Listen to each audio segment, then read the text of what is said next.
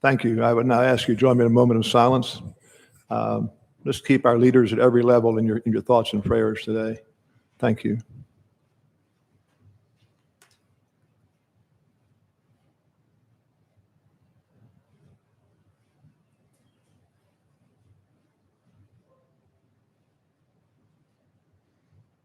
Thank you.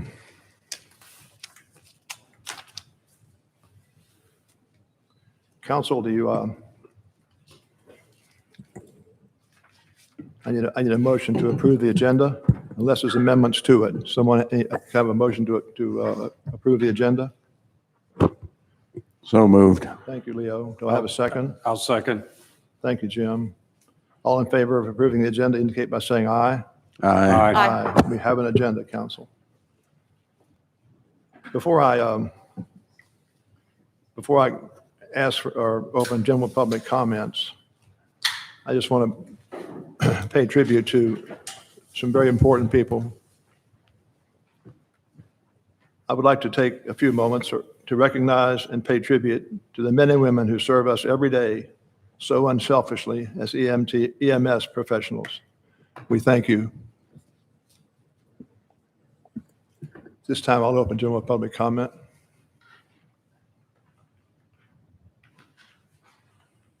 Thank you, David. Only got me apparently. Good morning. We're blessed, Paul. We're blessed. Thanks, Good morning. buddy. So let's see, all the other people not here, I get 3 minutes times all the people that are not here, right? You get 3 No, I minutes. don't You think get 3 minutes times one. Rabbit doesn't hop that way. I won't do that. I'm Paul Borzellino, 16 7th Ave. And now I guess I should say I'm in MSD 2. I just wanted to, and let me go back to the MSD 2. My taxes will go up according to your plan, about $600. I am okay with that. I think it makes sense. I think it's a great investment in preserving the beach. So as you move forward, I'm at least one person here to say that I'm okay with the plan. That is a raise of my town tax by about 33%, which is substantial. And it's a raise of my overall tax when you combine the town with the county of about 16%. So it is substantial, but I'm okay with it. I think it's worth it for the investment of preserving the beach. I now understand from the last meeting that the MSDs are required, so it seems like that's the plan we've got to do. I want to thank all of your effort to get beach nourishment. To me, that's the bottom line. We've got to get this. We've got to preserve the beach. We've got a golden opportunity. We're probably not going to get that opportunity again, so let's just work hard and move forward with it. I want to also go on record as saying to the folks who have sent around emails to please be civil and not call names. I think there's been some disrespectful emails that have gone around, and I just request that folks work together and be civil. I do still believe that beach nourishment benefits everybody in the town. I think that probably it benefits oceanfront and close to oceanfront properties a little bit more. And I really appreciate your effort to try to get the right balance between oceanfront and near oceanfront houses being burdened too much with the cost. And I'm glad you also have a cost to everyone town-wide. One of the things I finally understood a little bit better just yesterday was why there's an overlap. In other words, MSD 1 has to pay MSD 2 rate and townwide rate. I think one of the things that would help folks is if you could work out a way for that not to have to be. In other words, MSD 1 would pay MSD 1 rate, MSD 2 would pay 2, and maybe instead of calling it townwide, the rest of the town could be called MSD 3, and folks all have their own rate. I think it would be clearer. I do understand there's a requirement that the project actually touch each section. I just understood this yesterday from a conversation, and that's why there's that overlap. And I had a wild idea as I was falling asleep last night. I remember noticing on the maps, there's something about Hillcrest Avenue, and I'm not exactly sure because I didn't have time to look back at all that. And maybe somehow there could be something worked out so that the project would, quote, touch each section by doing something with Hillcrest. Just throwing that out as a brand new idea. It just occurred to me last night. But again, most of all, I want to say thanks for all the effort. I know this hasn't been easy. Thank you. Thank you, Paul. You're welcome.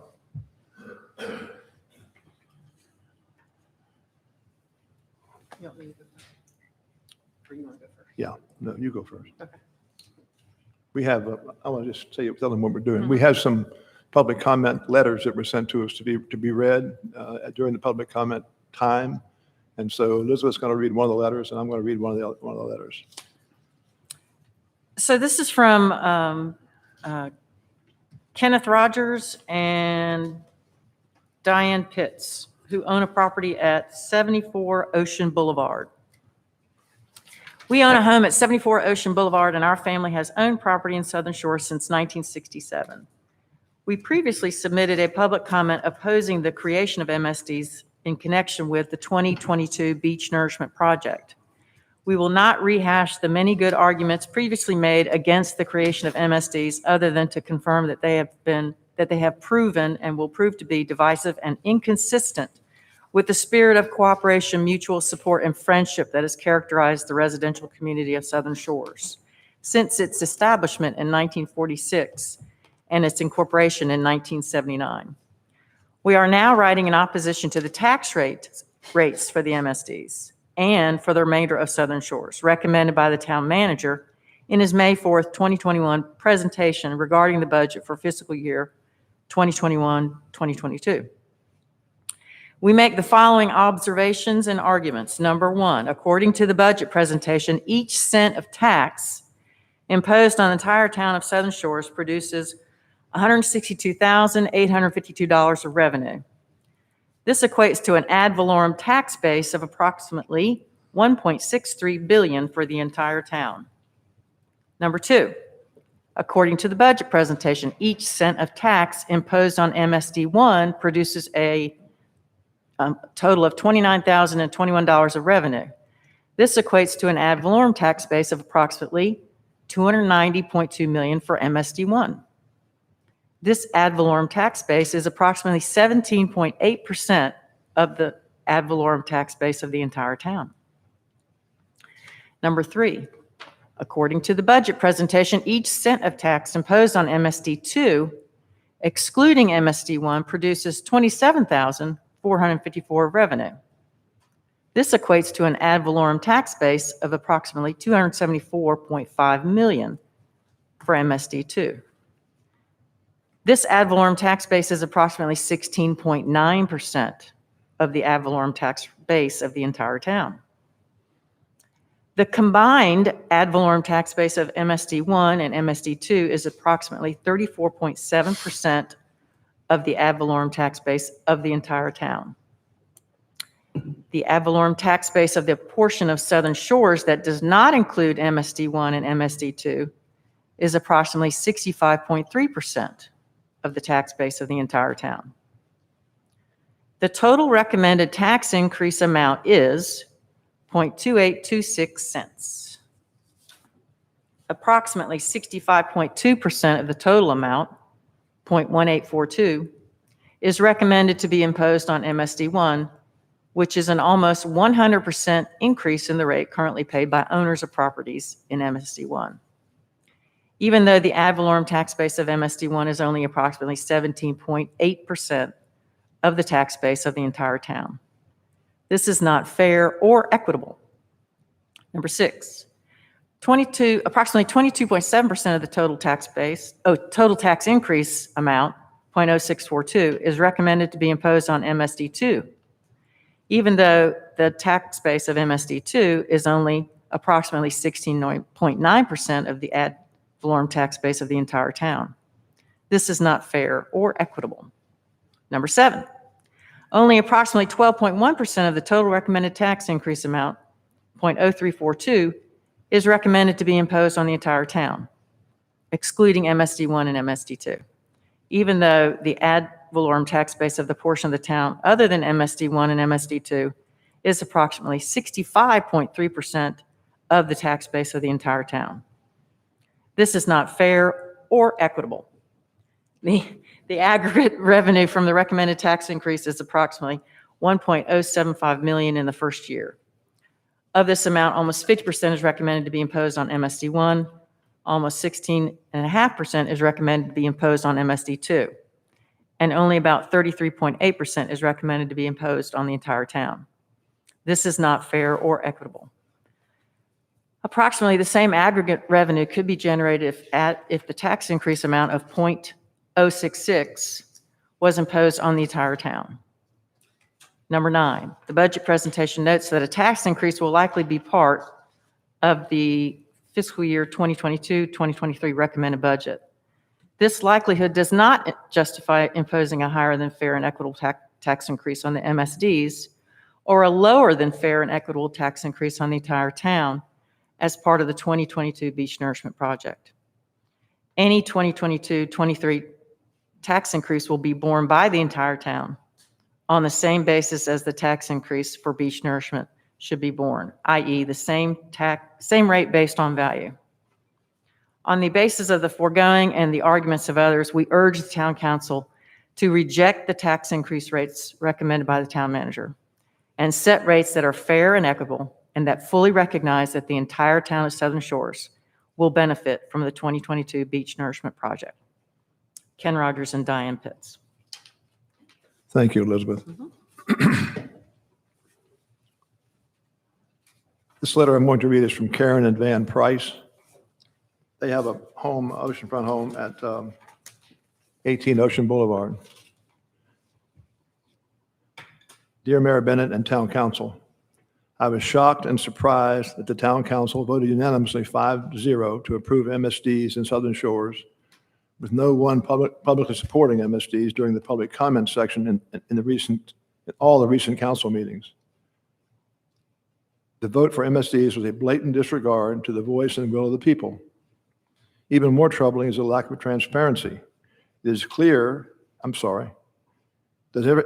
everyone in the MSD know that their own town taxes will be doubled or raised by 100%? The process has been rushed and not thoroughly thought out. Why were there not public hearings on the other options to fund this public town project?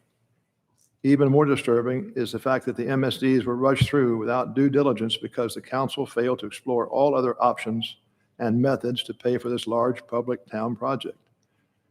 There was no talk about putting it up for a vote because the people of the Southern Shores, as a regular general obligation bond at 0.065 tax rate, town-wide increase, which would have been the most fair and equitable solution to any public project. Other options, such as increasing sales taxes, using some of the general fund, and searching for other sources of revenue to include state or federal grants, were not even considered, or perhaps a combination of all the above. These alternatives should have been fully explored prior to the public hearing on MSDs in March. The town council must remember that Southern Shores is a small residential town and not a commercial town with hotels, timeshares, shops, restaurants, and business. Sorry about that. All taxpayers and property owners in Southern Shores should be treated equally. The tax bill should be determined by the value of the property and not what street or neighborhood it's located in. I'm having to read just a highlighted portion of this, so that's why I'm jumping around a bit. The taxes must be just and equitable, according to the North Carolina Constitution. Even at the previous town council meeting, the council noted that these MSDs needed to be more equitable concerning tax rates. It was on May the 7th, only after the MSDs were adopted, did the town send the chart below, clearly showing that for those victims trapped in MSD1, the town tax rate will double, going from 0.1958 to 0.3800. Let me say that again. The town tax rate will double, meaning a 100% tax increase in MSD1. This clearly is not fair or just when the taxes on the rest of the town are only going up a small 0.0342. The oppressive tax hike will give sticker shock to those taxpayers trapped in the MSDs. Unlike assessments, these MSDs will continue to last forever, even after the project is completed and paid for, because there is no end date or sunset clause. I would like to remind the town council that at the May 4th town meeting, the town council promised those in the MSD that it was their goal to make the tax rates more fair and equitable. The way the MSDs have been administered and structured is most likely not constitutional. The fact of the matter is that MSD zones are arbitrarily drawn and too small, as they do not incorporate enough taxpayers into the districts to pay for such a large public town project. I do not believe that the MSDs being set up and administered in this fashion will meet the legal standards. We are willing to pay our fair share of taxes into the town of Southern Shores, and have been doing so for decades by heavily subsidizing the town's largest infrastructure project to date, the famous town canal dredge project a few years ago. Simply put, it is not a matter of us paying for our fair share. It's a matter of making sure that the rest of the town of Southern Shores is paying their fair share. We ask that you make good on your promise and goal of making the tax rates more fair and equitable at the budget meeting on May the 18th, and on June 1st, adopting fair and equitable taxes for all of Southern Shores, including those trapped in the MSD against our will. We are tired of being burdened by the highest taxes in Southern Shores and being viewed only as a piggy bank for the entire town. Van and Karen Price, 18 Ocean Boulevard. Thank you. At this time, I'll close in with public comment. And I'd like to call at this time on Tim Sweeney and Jack Bagwell, College of the Albemarle. Good morning, gentlemen. Welcome to Southern Shores. Thank you, Mr. Mayor and council members. I think we're, Yep. there we go. Just making sure. There we go. I'm Jack Bagwell, the president of College of the Albemarle. Thank you for the opportunity to be here. Dean Tim Sweeney, most of you know him, and I've met several of you and just got acquainted with some others, but thank you to Trustee Fulcher for being here as well. I know he's a resident, has a connection, a very close connection to the council. So just very briefly, wanted to give you an idea of what's going on in Dare County as we are looking to the near future. We have a lot of exciting things that are happening. I've been the president since December of 2019. So most of that time has been COVID. So I'm so thrilled to not have a mask on for the first time in a long time with the new governor's edict. And we're making that change on the campus. And I'll say I'm more casually dressed today than I normally would be. So please accept my apologies for that. We have a little bit of a fun day planned on campus. We're going to do some cornhole playing against one another and cooking out and doing some things just to celebrate getting through this academic year and going into the summer. So you may know that we have the new campus that's coming in Dare County down in Manio, and that's coming, we've got on the screen, coming winter of 2022. Reality is January. We should be in that building. It is going up very, very nicely. At the end of this month, we have a topping out ceremony, and we'll be able to go in and put the top beam in. So we're going to give you a few impressions of what it's going to look like, and I'm going to invite Dean Sweeney up here in just a few minutes to talk about some more programming-oriented discussion. But just to remind you of where we are as a campus and a college, as you're looking at this picture of our new beautiful campus that will be down in Manio, we are the first comprehensive community college in the North Carolina community college system. It's 58 community colleges. We were the first, and there are a lot of firsts that have happened in this region of the country, so we're proud to be part of that. The North Carolina community college system is the third largest community college system in the nation. So it's a large system, a lot of folks involved, and we have a lot going on for a mid-sized college like College of the Albemarle. One of those is that we're opening a new building in Currituck, actually parts of two new buildings in Currituck in July. July, we will be starting to move in, and we have a lot of activity going on for a college our size, 2 new construction projects at one time, and gearing up for something in Elizabeth City in short order is a lot to work on for a college the size that we are. But we're so excited about being able to consolidate our 2 locations in Dare County into one location. And we obviously had a lot of work to do, and that's being done by the county, and we're so proud of that work. But you take a look at this. This is looking at the south side of the main building. You see there that we'll have a terrace, we'll have some seating outside, and we'll have an amphitheater and some pretty dramatic walkways and benches and a center tree that'll be out there that sort of forms the new quad of the campus. And we say campus because we're not through here. We hope to continue to grow this location so that we can continue to serve Dare County and the surrounding areas. So as we click through this, a few things I want to call your attention to before I turn it over to Tim for programming discussion is this was going to be a central point of Manteo and Dare County. We want to have the public there, excuse me. We want to see this tied into downtown Manteo. Obviously, the Council of Manteo and the mayor and others are very excited to have this foot traffic and activity in their location. But we expect to have plays and performances and activities and just be a bustling part of the campus and town community. It's that town and gown idea that you hear in many locations. Obviously, College of the Albemarle is not a university of fill in the blank, but we can bring a lot of activity, a lot of students, international and local, to our area. And with the DARE guarantee, we see the number of DARE students staying in the area, continuing their first 2 years with College of the Albemarle on the increase. So I'm going to click through these, and you see the north side of the building now where folks will park and enter the building. And we're going to have some bicycle racks and obviously some location that allows us to bicycle into Manteo. This is the orientation of the campus, the aerial view of the new campus. The building in the back is the the Professional Arts Building, PAB as we call it. And we still have some building spaces and some opportunity for growth in the near future. So some ideas of what the insides are going to look like. Very coastal feel to the building. The vernacular of Manteo and the surrounding Dare County was taken into account as this building was designed and laid out. It's going to have some wonderful seating areas for students and for the public when we have events and have folks come in to meet there. Obviously, it's going to take full advantage of the view and the beautiful location. So I'm going to click through these pretty quickly. We do see the Professional Arts Building is going to be upgraded to match the look. So the colors are going to be changed on that, so it will be a cohesive campus look. And then some of the degrees that we're going to offer there, we already offer, but I'm going to invite Dean Sweeney up to let him talk a little bit about some of the activity and some of the programming that we've got going on and some things that we're working on in the future.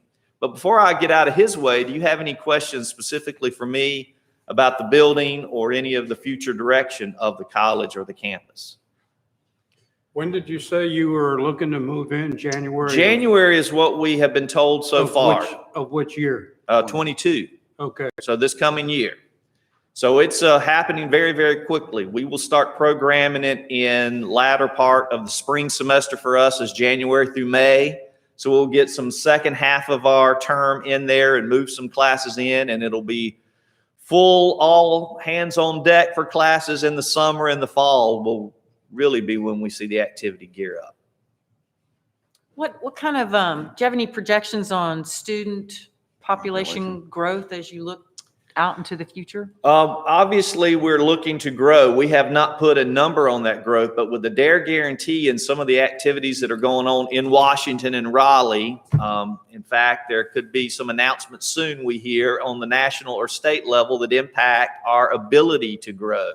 So we're standing by and waiting on some of that. But with the DARE guarantee, we see those numbers increase. And I think we're expecting 60 or 70. Is that number right?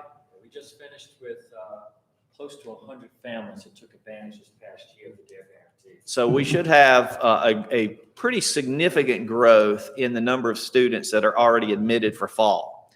So we expect it to grow as we offer new programming. We're working on some of the trades programming and working on some building things in conjunction with the Builders Association here. And so we are going to see a lot of activity happening. We still have some opportunity for growth with our CCP, which is our high school population, but we're really going to focus on the graduates and the adults to try to get some retraining and get folks into some of these jobs that are going unfilled in the area. And finally, just real quick, the DARE guarantee, what exactly does that mean? The DARE guarantee allows students who are recent high school graduates to go to COA free of charge. Yeah. So they are able, it's a last pay, so scholarships from Pell grants or whatever would be first, but a student does not have to worry about need. If they are a DARE graduate, then Dare County has given $250,000 a year. And we've taken great advantage of. This is only really the first full year, and it's grown dramatically, and we expect that to continue to happen. That's great. Thanks Okay. for, Well, I Sure. got one. Is Yes, there, sir. is there a grade point? No, there is no grade point average. I think it's 24 months after high school graduation. But if you're a Dare graduate, you get laptop, books. I mean, it is a sweet deal, and students are taking full advantage of that.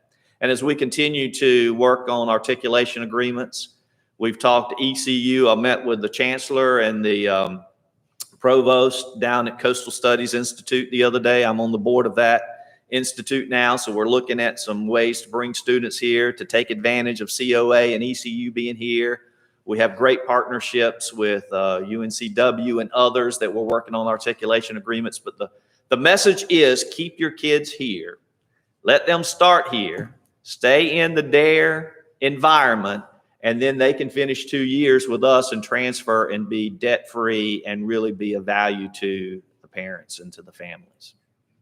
So we appreciate Dare County and them continuing to fund the campus and build the campus and Dare Guarantee, and they're really committed to the students of Dare, and we're excited about that. And they are an example, actually, one of the only examples in North Carolina of that level of scholarship for a community, so you all should be proud to be in this region.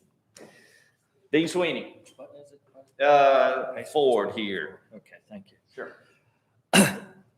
Councilman Holland, that Dare Guarantee also covers students that are just going into the career and technical field.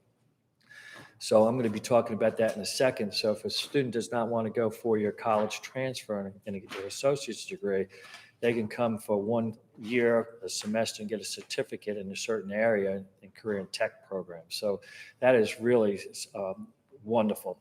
The other thing I want to mention before I start, the building that we are currently in was owned by the College of the Albemarle, and that was part of the money that we donated, plus the bond money that we donated, probably over $6 to $7 million that the college put into this new building. That building now, even though it still has the COA logo, the Dare County schools will take that over, and they'll start in 2023 in early college. Early college is high school students starting their freshman year at 9th grade. So it'll be 9th grade through 12th grade, and they'll be able to take college classes while they're going to high school. It's similar to JP Knapp that Currituck has. So that will be, I've been working with John Farley along with Dr. Bagwell to put that in place. And the campus being so close, it's going to give an opportunity for students to make a choice to go to, let's say I want to go to NC State, I want to go to Chapel Hill. You'll get that 4-year, you get the associate's degree, the articulation agreement will automatically go for those schools.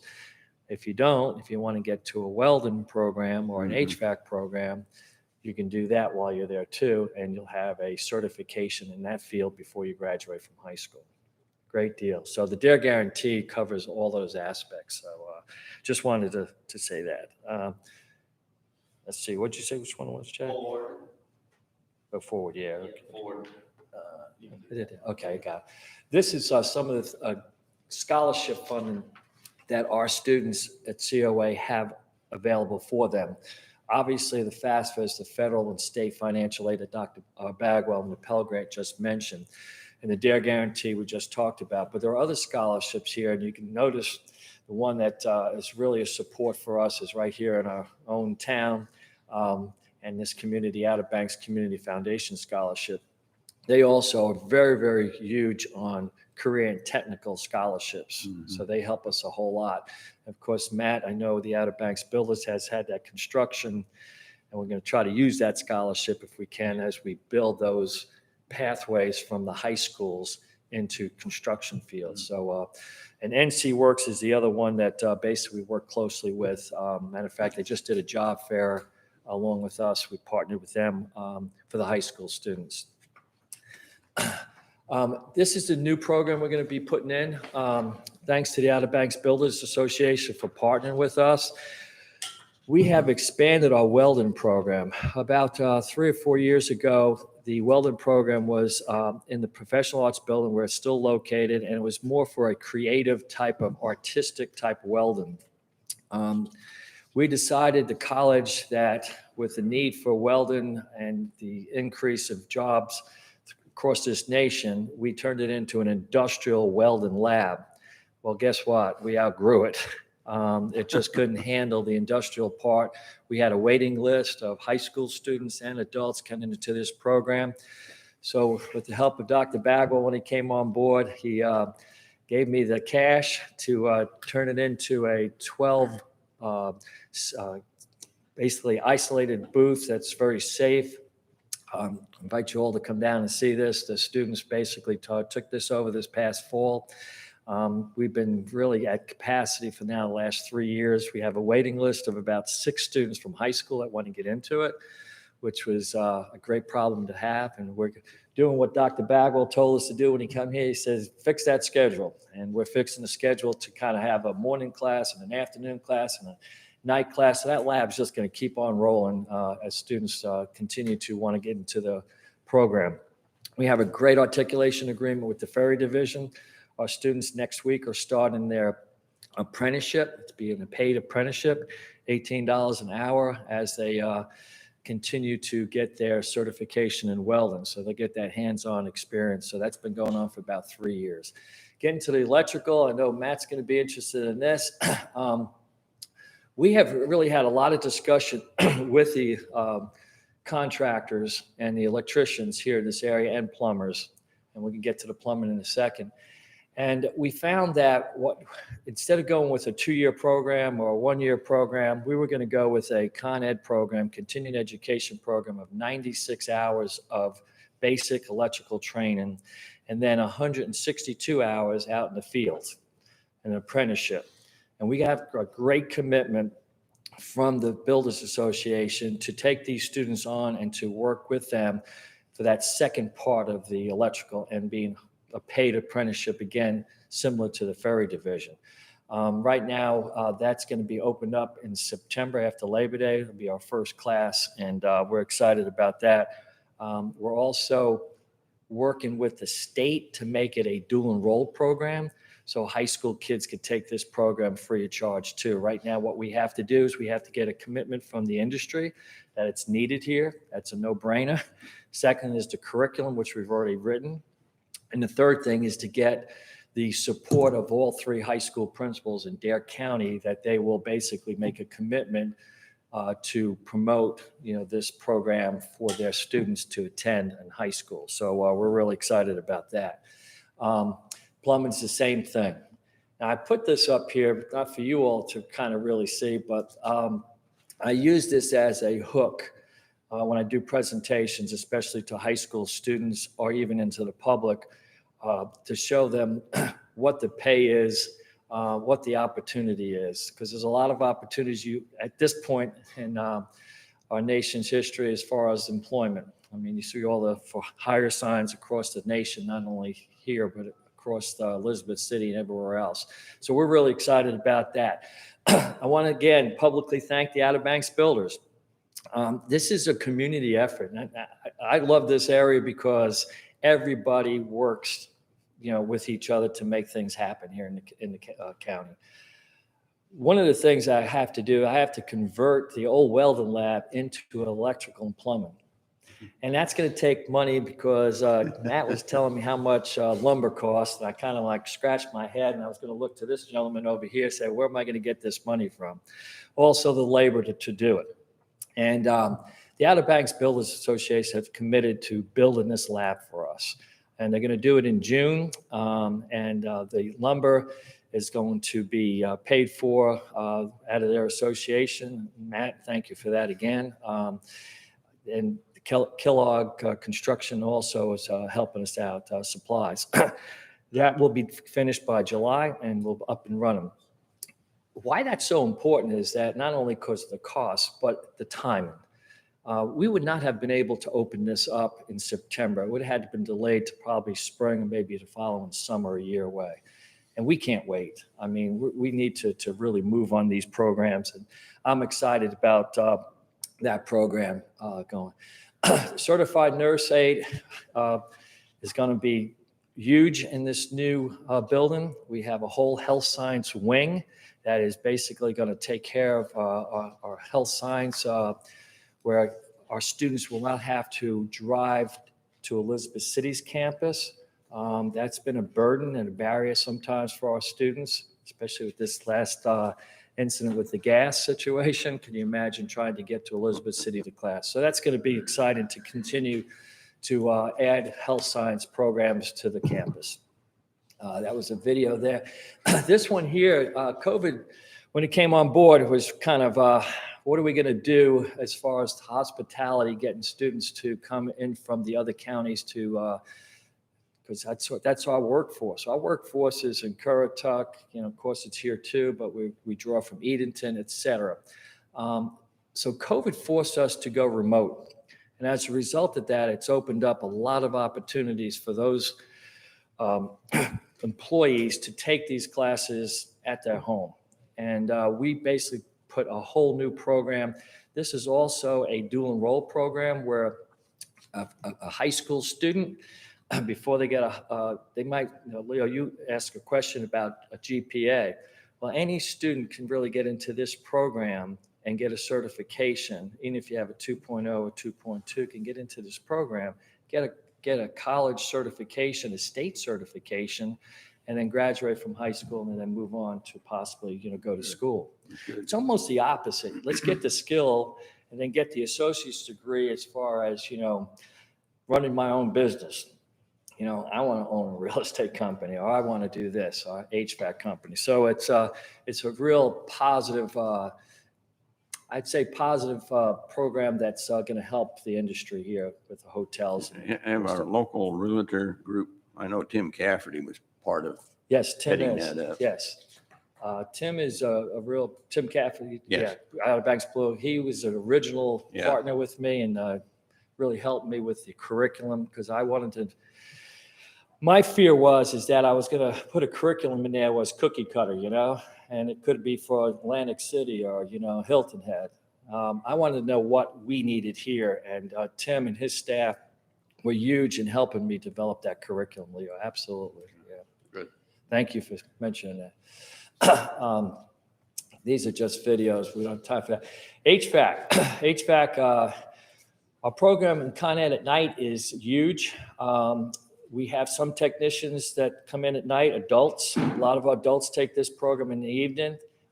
Believe it or not, though, we have a lot of fishermen taking this program because they don't want to get their refrigeration stuck out there in the Atlantic and they lose their catch.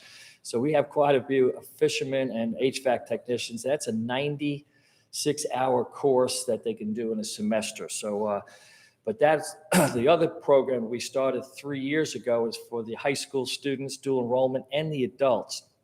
And I'm glad to tell you, announce today that we're at capacity. We have 6 high school students, Matt, 6 high school students going into HVAC, which is fantastic because, 85% of our enrollment at their campus is college transfer.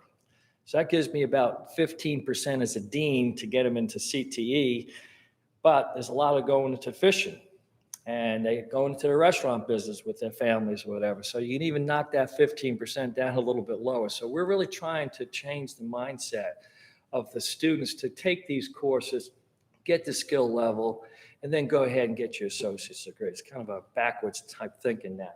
Did you want to say anything, Jack? No, I think we're coming close to the time that we promised, so we're going to speed up here a little bit. Yeah. But I think what you're going to see is that we are really committed to that 15%, growing that beyond the 15% of the career and technical fields. Mm-hmm. We want to make sure that we serve the college transfer students, but not at the exclusion of the others. And we know that we need a lot of trades workers. We're revamping space thanks to the Builders Association. We're redoing the boathouse, doing some things out there. So we're really using space differently than we were a couple of years ago. And I think that's going to really pay a dividend for this new campus to see the whole spectrum of what College of the Albemarle can bring to the table. So here's some contact information. Dean can get you in touch with, the dean can get you in touch with me. I didn't bring cards with me, but certainly we can send the information to share through the town manager. And Cliff, thank you for having Yeah, us. thank I you. appreciate that. And the new campus, by the way, we're going to be doing a lot of series like TED Talks. We're not going to call it TED Talks, but we're going to be working with the Community Foundation. Excuse me, Bob Mueller and I are working together on that, and also Chris Samhain with the Arts Council. So we're going to have a lot of activities on the campus. So I'm going to be back, and I'm going to be talking to you about more of that stuff in the future, okay? But thank you, Mayor, for having us. Council members, thank you so much. We appreciate you having us Any here. closing questions for us? I have one. There's a lot of registered professionals out here. There's a bunch of them sitting in this room, like right behind you there. Will you guys be able to offer any kind of continuing education courses for like whoever needs to do these continuing ed things? Yeah, absolutely. Where there's a need, if folks have a need, certainly we have folks out doing outreach all the time, but if there's something specifically that you're looking for, contact Dean Sweeney here and we'll see if we can make it happen. Of course, we want to build get the largest numbers that we can and bring folks from all around and make sure that we draw people to the campus. But yeah, absolutely, we can do that. And Jim, right now, I'm working with the nonprofits, and we're having basically Con Ed classes for all the nonprofits that we have here. They approached me about 6 months ago, and we're going to have classes and training for nonprofits. We're doing sales and retail training, Con Ed, and that area. So if there is anything like that, you make a call and we make it happen. Well, I don't know if business-wise you could make it work, but there's a lot of, and I'm talking mostly about engineers here, where it would be a lot cheaper for an engineer or myself to go to the college and pay a course fee than to have to head to Raleigh or wherever and pay for hotel rooms and travel and all that kind of stuff also. So, Well, if you can help us understand what that need is from the different professions, we'll be glad to look into it and see what we can do and build that momentum. I'll send Mr. Sweeney an email. Good. Perfect. Or you can hassle me at the meeting we have Thursday. Yeah. Okay. So I get to hear this again.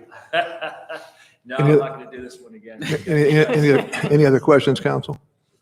I'd just like to thank you for all your efforts. Yeah, it's pretty impressive. Thanks. Indeed. Thank you very much. Thank you. We're going to have to run now, so we're going to have to go to Elizabeth City. So. Thank you all. Take care. Thank you, Have a great Tim. day. Thank you, Jack. Thanks, gentlemen. I'm going to recess for about 5 to 7 minutes here before we get to the next agenda item. Let's be back here at 5 of 10. COVID derailed. Thank you. We were able to raise scholarships, but like I said, COVID just knocked us.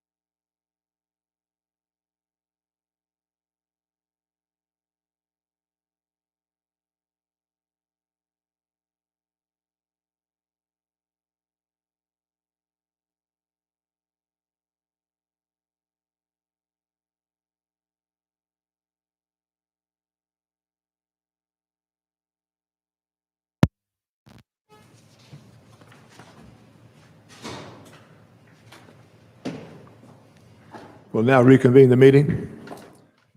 And I would now call on, call on Ken Wilson and his associate to give us an update on our beach nourishment project design. All right. Good morning, Ken. Good morning. Good Again. morning. Good to be up here in person. Back. It's great to be up here. And I did bring Adam Priest. He's actually the project engineer on the project. So while you guys have been wrestling with municipal service districts and tax rates, we've been wrestling with erosion rates and numbers behind the scenes. And so today I want to try to give you an update. I was telling the mayor, I told Cliff yesterday that my intention was to try to give him a briefing of this sometime last week, but we just received the updated survey data from the 2021 survey that was done at the end of April. We just got that data in-house literally Sunday night, and so our folks were going through it all day yesterday, and we've created some new graphics and things like that. So this really is like hot off the presses update for you all. At the end, there's a couple of, what I'm going to do is I want to walk through those 3 goals that we've talked about in terms of, how do we decide whether we need beach nourishment, trying to fulfill these 3 goals, and sort of how we've addressed those 3 goals in the design process. And then after that, I want to talk a little bit about what our analysis shows in terms of, we call it design considerations right now. So because some of this stuff is so fresh off of the, hot off the presses, I don't want to necessarily call them recommendations, but these are the things that we're considering right now and should be able to finalize within the next few weeks as official recommendations in a design report. And then once I go through what those considerations are, we've got some graphics that'll kind of show some cross sections in different parts of the town, so you can kind of visualize what this thing is going to look like. And then I'll update you on some of the previous volumes that we've shown you that translate into dollars and show you kind of where we sit dollar wise, where we sit volume wise at present with these new numbers. So with that, we'll get right to it. So I mentioned those project goals. These are the 3 project goals that we've been working with for a few years now. Obviously, some of these have evolved as we've gone through, as you all have received public comment and understanding on what it is that will dictate the specifics of the Southern Shores Beach Program.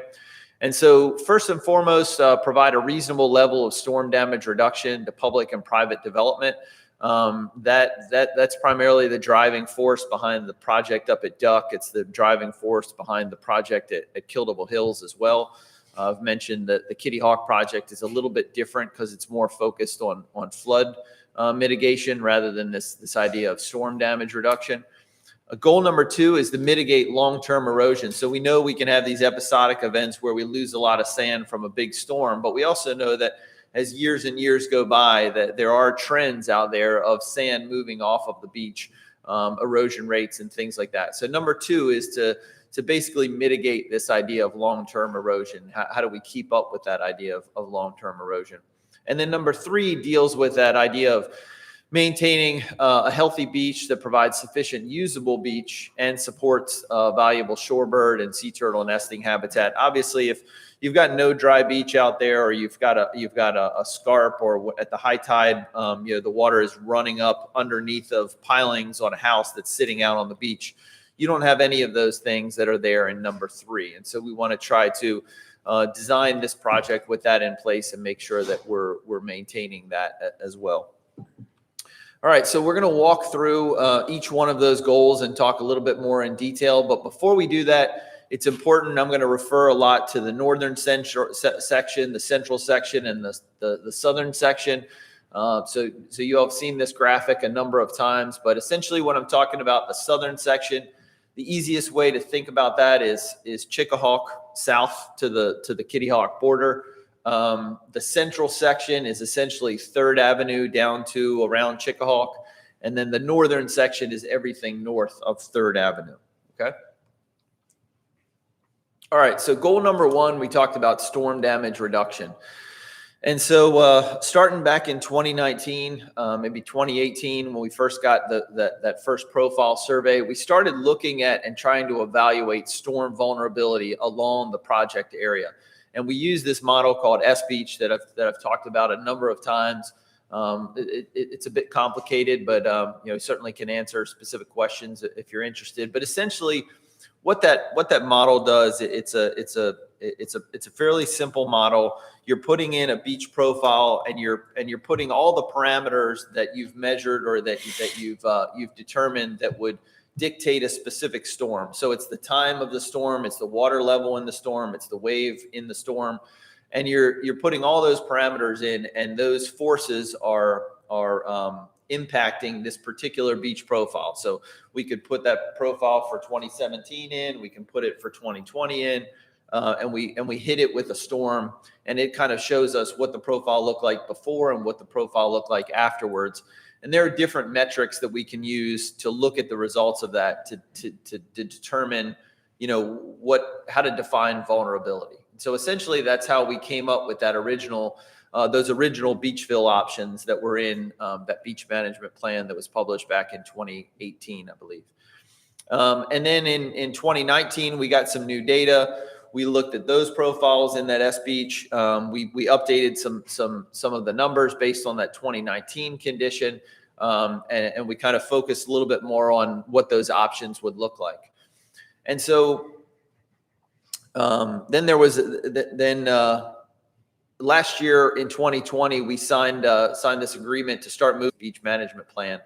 And so we looked at the resolution of some of the wave data that we had. And because of some of the modeling that we're doing for some of the other towns and the joint modeling that we're doing for all 4 towns, we determined that there was higher resolution wave data that we could create from these new models that we're using to look at some of the problems in the other town. And so we've taken another look at that S beach model in essence. And we've also taken before we were using 2017 beach profile conditions. Now we're looking at 2020 conditions. So we've got better wave data. We've got updated profile conditions of 2020.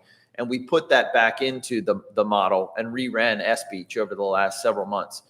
And running S beach with the new wave data and that 2020 condition, we're seeing that there's an indication of greater vulnerability than the initial analysis. The initial analysis showed only a couple of structures along the project area that were shown to be what we would call vulnerable in terms of like when we were looking at some of these other projects. But what we did notice was there was a specific area of the beach where the dune crest itself was wiped out during this design storm, which is designed to mimic the impacts of Hurricane Isabel.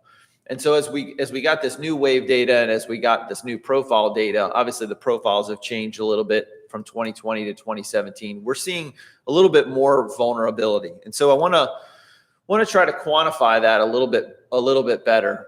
So in a lot of the projects that we've done previously, we were able to specifically determine where these vulnerable structures were along the shoreline. And a lot of times they're congregated or they're clustered in one part of the shoreline or another.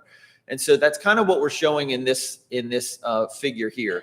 In that larger, wider section in the central part, we've got something like 10 or 11 structures that are shown to be vulnerable spread out throughout that area. And then in that southern area, we've got about 17 structures that are shown to be vulnerable in that southern area.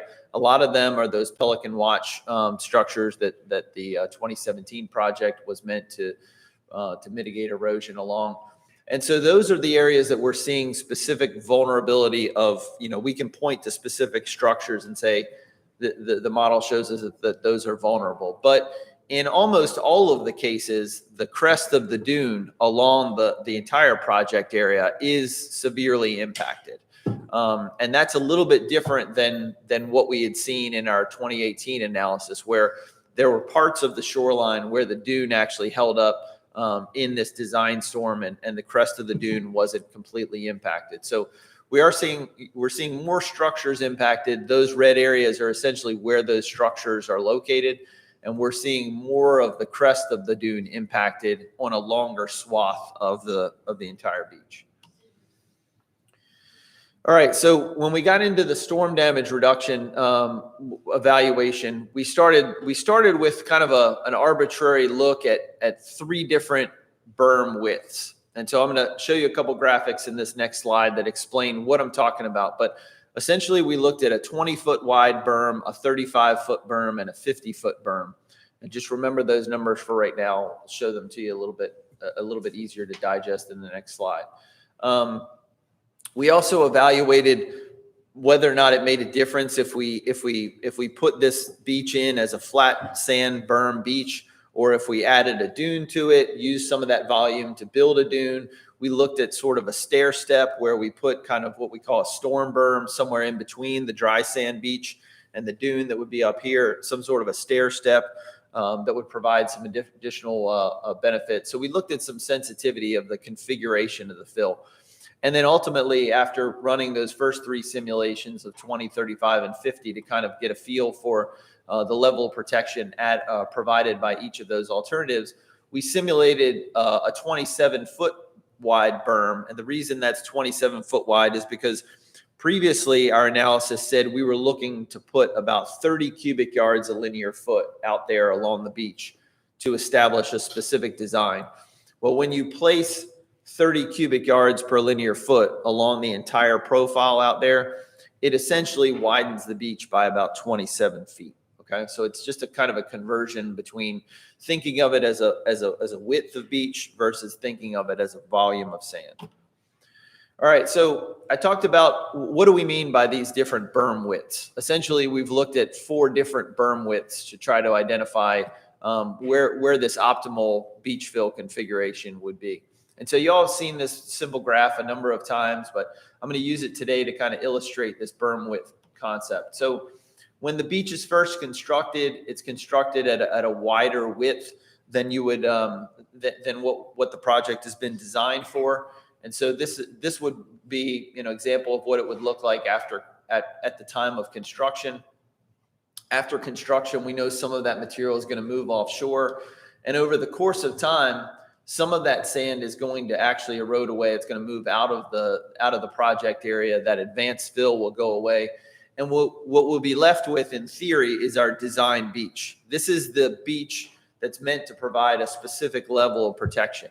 And so when I talk about we simulated a 25-foot wide berm or a 27-foot wide berm or a 35 or a 50-foot wide berm, this is what we're talking about. We're talking about after everything has equilibrated and we've gone through the 5-year cycle, that we've essentially got a specific width of beach left to provide some additional, to provide design protection.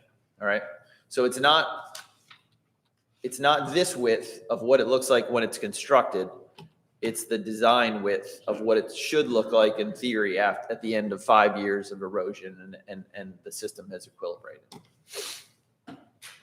All right, so one of the things that we did to try to figure out how to optimize the amount of fill to place out there was we started looking graphically at the width of the beach that we were designing and the number of structures or the percent reduction in structures that we saw once we ran this storm simulation. And so over there in the middle column, the number of structures, I had mentioned that if we run this simulation with 2020 conditions and the new wave data, we came up with about 27 structures, somewhere in that center red area, somewhere in that southern shorter red section. Essentially, all told, there are about 27 structures that are impacted. That represents 100% of the structures impacted. And what we did, I'll show you on the next figure, we graphed the reduction in the number of structures impacted with these different berm widths and tried to figure out sort of an optimal location of, or an optimal beach fill configuration to determine, really we're looking at bang for the buck here. And so as we go from no beach fill down to this 20-foot wide beach, we've got We've got a reduction of approximately 37%. So we still have 63% of the impacted structures. As we go down to our 27 cubic yards or 27 foot wide, which is the target we had previously talked about. We've reduced almost by half. If we go down a little bit further, down to that 35 foot wide berm, now we're just around 50. And so what we're looking at here in terms of optimizing is the slope of these lines as they connect.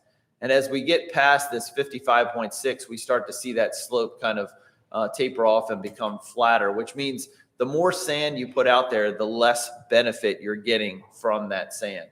And that was really what we're looking for. In the Town of Duck project and the Town of Kill Devil Hills project that we've talked a lot as an example, there were a number of different structures out there. There were more than the 27 that we talked about in Kill Devil Hills. There were hotels that were impacted, so we had to deal with those in a different way. In the Town of Duck, there were, multiple blocks where every single one of those houses was impacted. Sometimes the impact point was actually landward of the structure. The point that I'm trying to make is that we are definitely coming to the Southern Shores beachfront at a healthier point in time than when we were hired by the Town of Duck or the Town of Kitty Hawk or the Town of Kill Devil Hills in terms of building this project. And you see that in some of the fill densities that we're actually talking about putting out there. I'm getting a little ahead of myself, but towards the end of the presentation, in these areas where we're dealing with the storm vulnerability, we're talking about recommending putting out there just under 50 cubic yards per linear foot of density. The original Town of Duck project put about 130 cubic yards a linear foot of fill density out there. The original Kill Devil Hills project put about 60 to 65 cubic yards a linear foot, and the original Kitty Hawk project put about 90 cubic yards a linear foot. So this project that we're talking about in Southern Shores is considerably less in terms of fill density than the other three projects.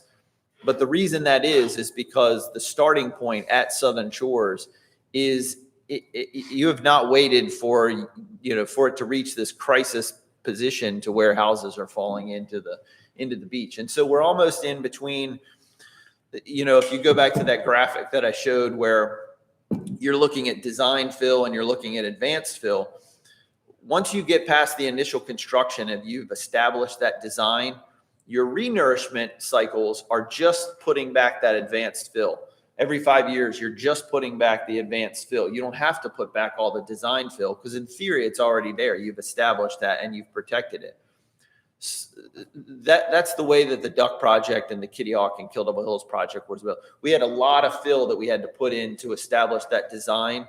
And then we had advanced fill that we had to put in. Now we're coming back to those projects and all we have to put back is that advanced fill and the volumes are smaller. Southern Shores is sort of like in between. We still need some design fill and we obviously need, a comparable amount of this advanced fill as we would for any of the projects because the erosion rates are fairly similar.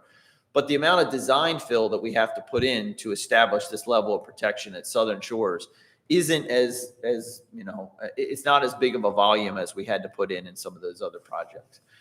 But what we get to in looking at graphs like this is that we are approaching a level to where we're protecting the majority of these vulnerable structures that are out there. And it's really only a few structures that you can look at on these maps that stick out, 10 feet, 20 feet further out, seaward of their neighbors that are still being impacted. And so the reason I went through all that process to tell this story is that we could continue to look at design options that would bring this number, 40.7% of the structures, down to zero and say, that's the project you need to get this number all the way down to zero.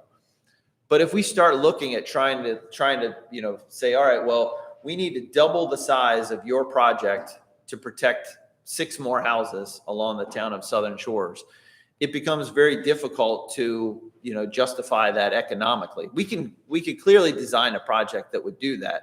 But in our experience working with some of the other towns, you reach this point of, diminishing capacity. It doesn't seem like that if you're one of those 3 houses that are out there, but financially it would make more sense to move one of those houses back rather than double the price of your beach nourishment project to protect, a few houses situated.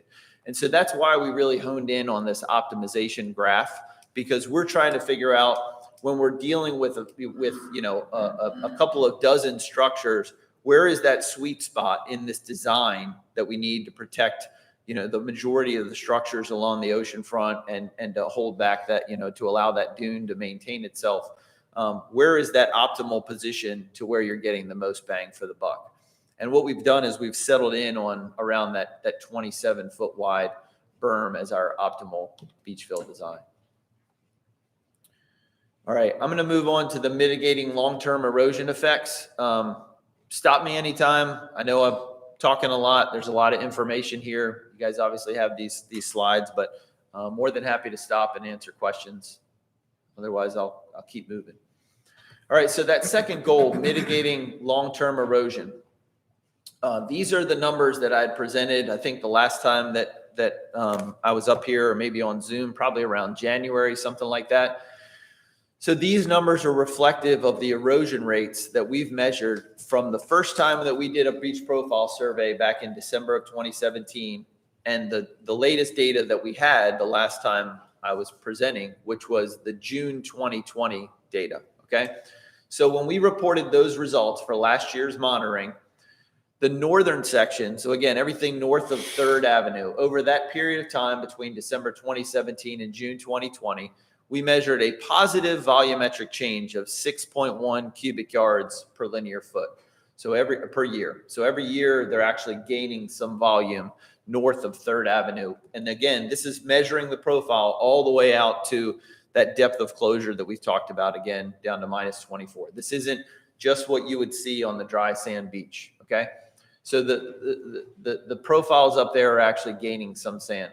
In the central section, which is from 3rd Avenue down to, again, just south of Chickahawk Trail, a couple hundred feet south of Chickahawk Trail, that area is fairly stable between that time of 2017 to 2020. And essentially, we were looking at less than 1 cubic yard per foot per year, less than half a cubic yard per foot per year along that section. It was a little bit of a difference in the trend. You can see that in parentheses, we show that when we go back and look at older data from October 2006 to June 2020, that rate was measured as positive during that time. But from December 2017 to June 2020, essentially that section was fairly stable, slightly erosive. And then in the southern section, we had average volume change rates of 15.3 cubic yards per foot per year, much higher than the central section and obviously higher than the northern section. And that was compared to from October 2006 to June 2020, there was essentially stability in that section. However, one of the things you got to consider is that October 2006 to June 2020 number includes the addition of the couple 100,000 cubic yards of beach nourishment that were added to that area in 2017 as part of that project. So going back before the project and looking at that rate is probably not a good reflection of what's going on up there. And then overall, if you were to average the central and the southern sections, which are the areas that we're recommending a design that would provide some additional storm damage reduction, you're looking at we were looking at an average erosion rate of 5.2 cubic yards per foot per year, which was actually an increase of what we had reported the year before in 2019, which was 3 cubic yards a foot per year, okay? So I'm gonna show you updated numbers for all of those in just a second, but here it is graphically, that last slide. Again, the northern section showing positive rate, the central section showing fairly stable area, less than half a cubic foot per year, cubic yard per foot per year. And then the southern section with the higher erosion rates.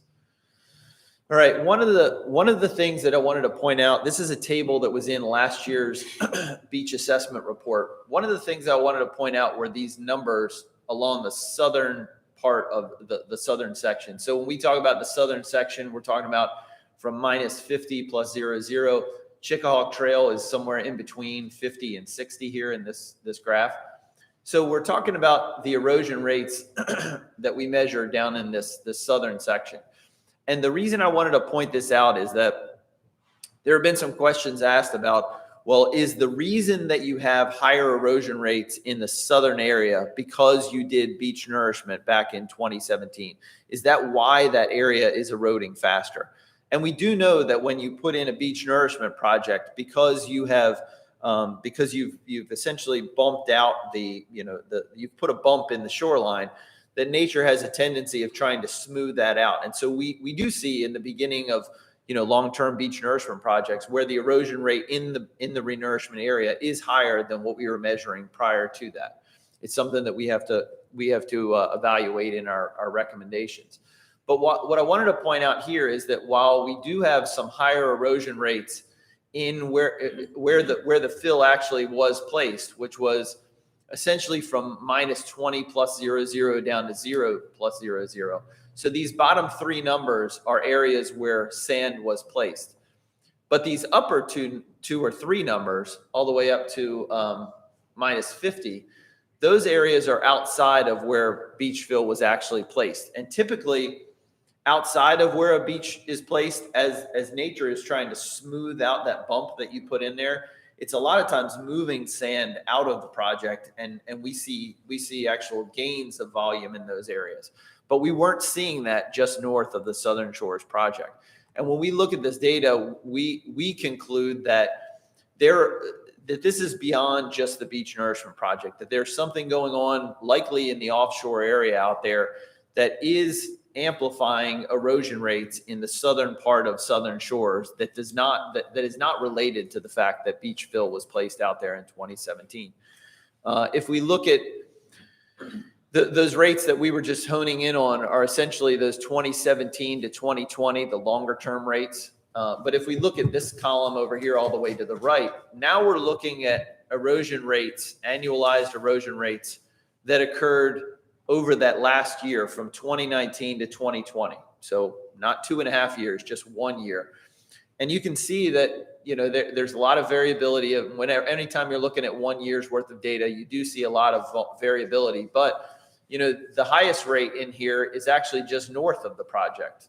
You've got this rate down here that's actually in the project area, just north of Pelican Watch, that showed there was a little bit of an increase in volume there. And so, that's why this variability, that's why we're looking a lot of times at averages. But just to point out again that idea that there are higher erosion rates that are being experienced 1,000 feet north or 2,000, 3,000 feet north of the project area, that in our experience, we wouldn't conclude that that's a result of the beach fill that was placed there back in 2017. All right, so I mentioned that I was going to update these numbers and that we just got this data on Sunday. So now we're looking at the same setup as that previous slide, but now we're looking at data or our volume changes from 2017, the first survey we did with Southern Shores, to the newest data that was just collected last month, okay? So the northern section, we now compute over that period of time that our annualized rate is 5.4 cubic yards per foot per year. Last year, that rate was 6.4 cubic yards per year, all right? So all we're saying is that number has come down a little bit, but in the north, we're still seeing over the long term since 2017 that we're seeing positive volume changes in that northern section north of 3rd Avenue. The central section, previously we were at 0.3 cubic yards per foot per year. Again, this section seems to be faring pretty well. It's staying fairly stable in terms of the erosion rates that we're experiencing, that we're measuring in that section. All right, so very little change in the rate now that we've added the 2021 data. The interesting part is down here in the southern section. So previously, last year's data showed that we had over 15 cubic yards per foot per year loss rate down in that southern section. This year, obviously, there's been some additional volume that's been gained in that southern section. We don't have all those details put together yet that I can show you right now, but just looking at the numbers that we were able to generate over the course of yesterday, we are seeing that rate in the southern section has come down a little bit. And why that's important is that when we were looking at determining what that advanced fill was, that sacrificial sand that you put out in front of the design, we're using these long-term erosion rates as our guiding principle for how much volume we need to put out there to deal with the background erosion. Now, we also just expressed the fact that a beach nourishment project is going to erode away faster than a normal beach would. And so there's another factor called diffusion that we add additional volume to come up with our true advanced fill. But in terms of figuring out how this project has performed historically, or how this beach has performed historically, now we're seeing that instead of maybe having to assume we're going to lose 5.2 cubic yards a linear foot per year, now maybe we can assume that we're going to lose a little less than 5.2, which affects the volume of the total project. And I'll explain that as we get through to some of those summary projects. So again, this is just an updated graphical slide like the one I showed previously. This reflects the newer data, the April 2021 data. All right. The last of the three goals was that maintaining or providing sufficient usable beach. We've shown this graphic before, that idea of usable beach was, sort of an arbitrary term. We had to come up with some way of defining that. We determined that, one way we could define this would be looking at the linear difference between where the plus 12-foot contour was, which is essentially pretty close to the toe of the dune, and the plus 4-foot contour, which is pretty close to where the wet dry line would be. So that, for most people, that is essentially the dry sand beach. And so we started looking at all the different profiles and measuring that distance. This is just another figure overlaying with an actual picture out there, kind of showing how we were measuring this usable beach width. All right, so the very first time we went through this exercise, we used 2019 beach profile survey data. And we looked at the area that folks were talking about in terms of the actual area where the beach was very narrow.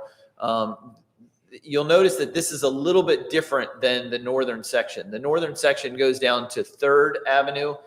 This area that we've been measuring in terms of the usable beach actually goes up to 5th Avenue. The boundary is a little bit further north. And so when we average together those profiles and look at that width that I just talked about, in 2019, that average width along that section north of 5th Avenue was about 57 feet wide. The rest of the town of Southern Shores was about 84 feet wide. So clearly you could see a differential between the central and southern part of Southern Shores in terms of this one metric we were looking at, and the beach up in the northern section. There were reasons why people said that it was thinner up there. We also looked at the entire area of the nourished beach that was nourished during 2017. So that would be from minus 20 just inside of Southern Shores all the way through Kitty Hawk and down 2/3 of the way through Kill Devil Hills. If we did that same analysis for all those profiles and averaged them together, that beach width in 2019, only a couple of years after the project was built, was about 103 feet wide, which is what you would expect. So at that point in time, we said, all right, well, if we're shooting for this idea of we want the northern section to have a beach that's more comparable to the central and southern section, we need to increase that northern section to get it closer to that 84-foot average usable beach width. And that was one of the recommendations that was put into that addendum A in the beach management plan. And so last year when we got our survey data, we went through the same exercise of looking at the average width of that usable beach in the central and southern section and the average usable beach in the northern section. And by looking at the 2020 data, we came up with the fact that they were essentially the same in last summer. Okay. So now it's not obvious that the central and southern section was much thinner than the usable beach width as we're defining it up in the northern section. All right. So we kind of put that information aside and said, all right, well, we're going to take a look at it in 2021. So this is the newest data based on that survey data that was done in 2018 or in 2021 in April. Now you can see a slight differential. We're getting an average of 68 in the central and northern section, 64 in the southern section. All right. But again, when we originally established this goal and we were hearing from the public about the difference between the southern section and the northern section, we determined that that central and southern section was about 84 feet wide. All right. So our thought process now in looking at this northern section and what, what needs to be done to the northern section to provide a quote unquote sufficient usable beach is we're looking at that original baseline that we established back in 2019, which was 84-foot width. And we're looking at the 2021 condition now that says there's about 64 feet there. All right. So that's a pretty round number. 20 feet is what we want to, kind of widen that by in order to, to bring it into comparison with that central section. And so we've started moving forward with how much volume would it take to widen this beach by about 20 feet. And we'll show you some of those graphics here in just a second.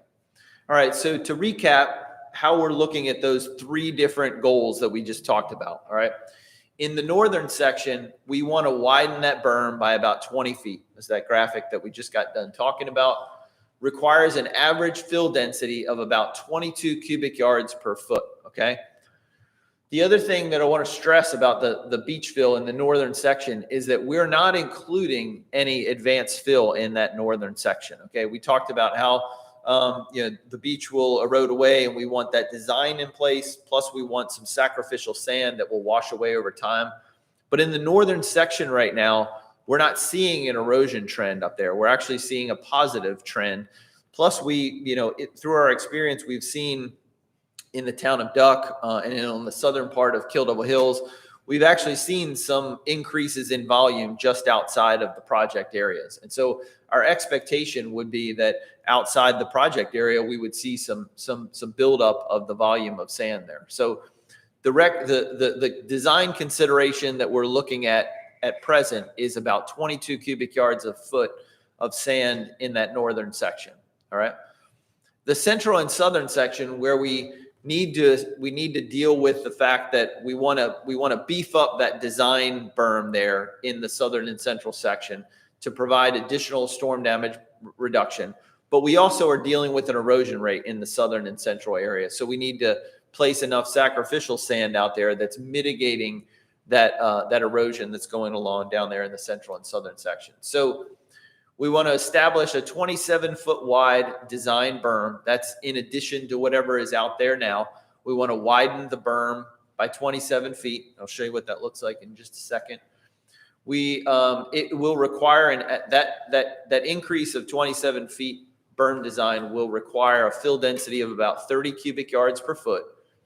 But in addition to that 30 cubic yards a foot, we want to place another 19 cubic yards per foot to account for that diffusion that I talked about and those background erosion rates and things like that. All right. So all told, the full fill density down there in the central and southern section on average would be about 49 cubic yards per linear foot.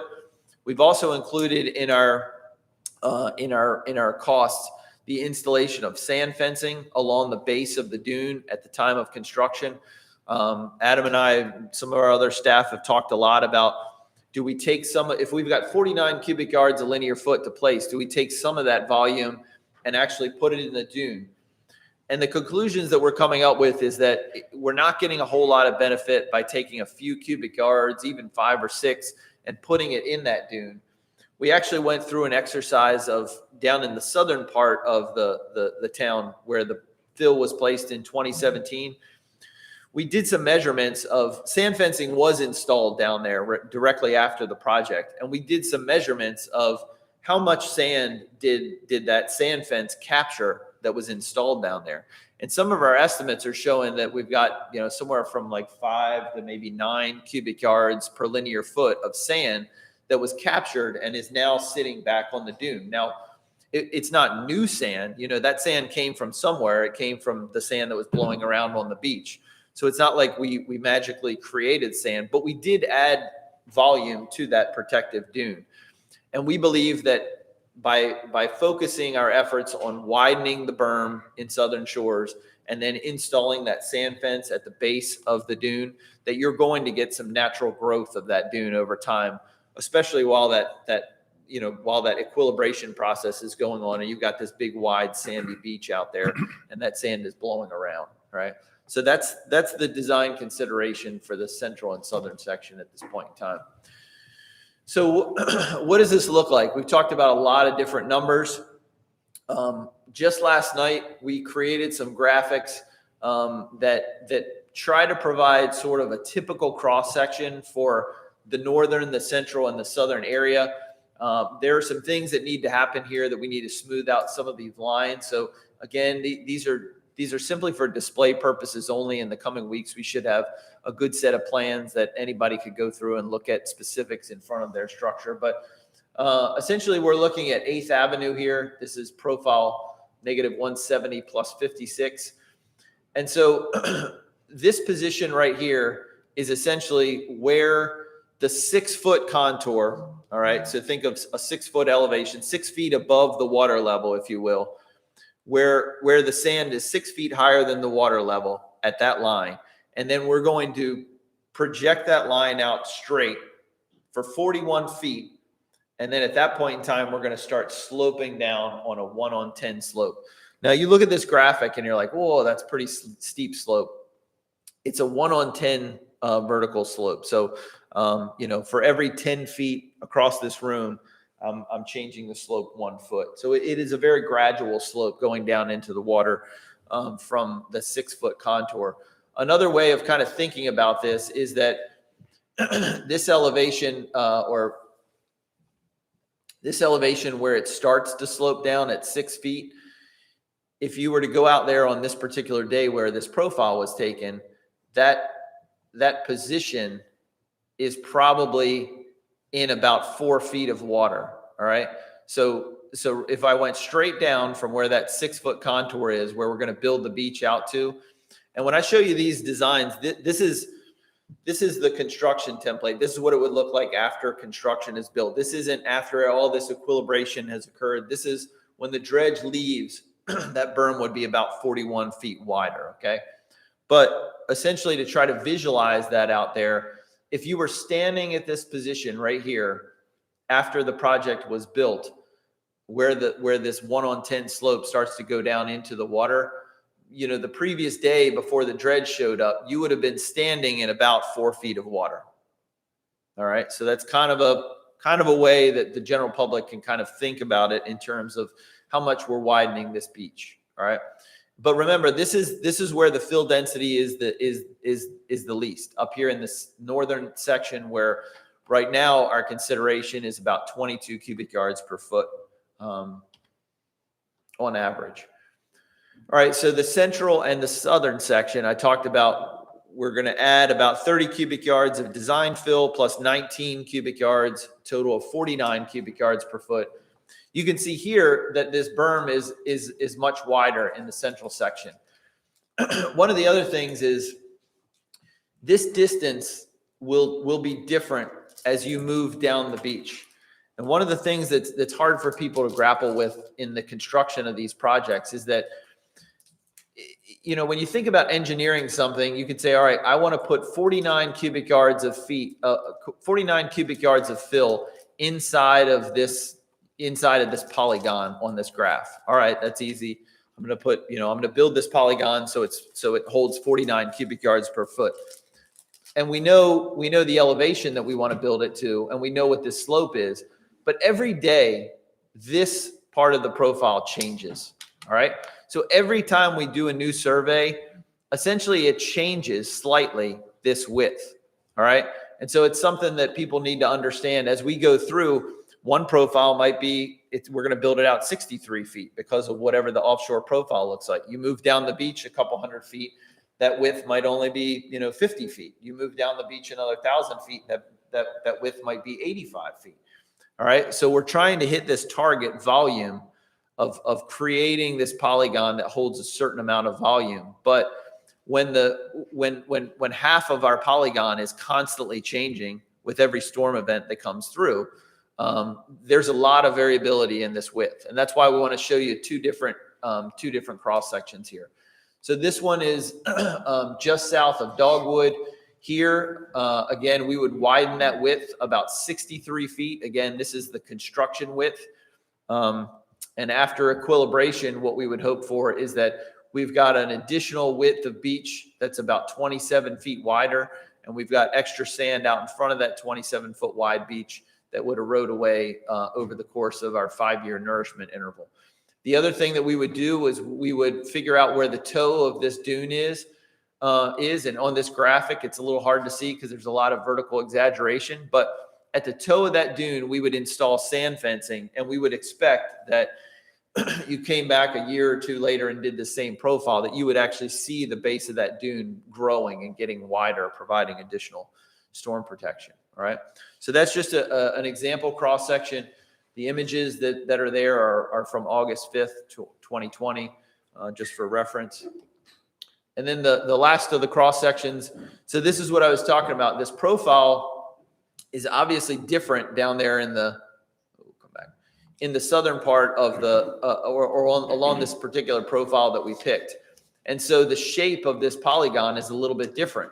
It's still designed to put 49 cubic yards a foot inside of that polygon, but because the actual conditions down there are different, the width that we're able to achieve with this at the same elevation, 6 feet, and the same slope, 1:10, we can actually achieve a width of about 93 feet down in that southern section. And like I said, that number will continue to change. Every time we do a profile, those numbers are going to be a little bit different.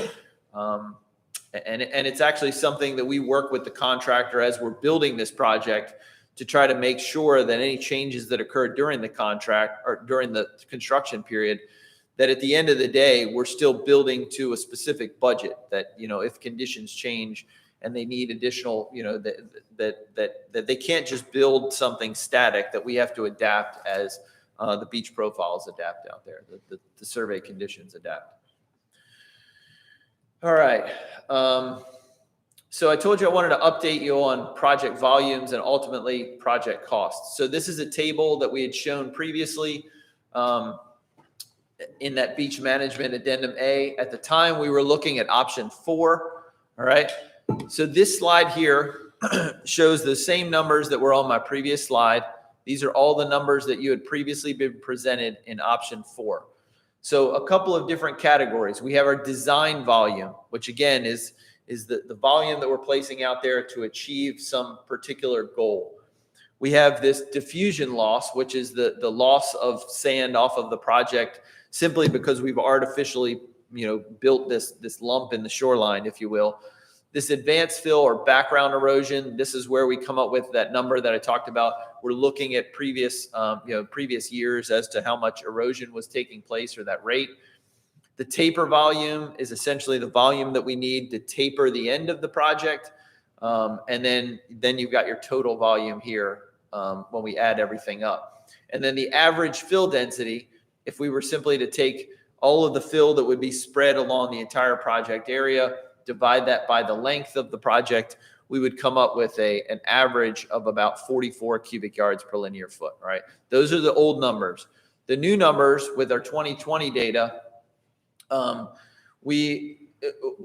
one thing that's changed just a little bit is we've changed the boundary between the northern and the southern section. And so some of that has to do with where we see those impacts to those vulnerable structures. There is one vulnerable structure that's a little bit north of 150.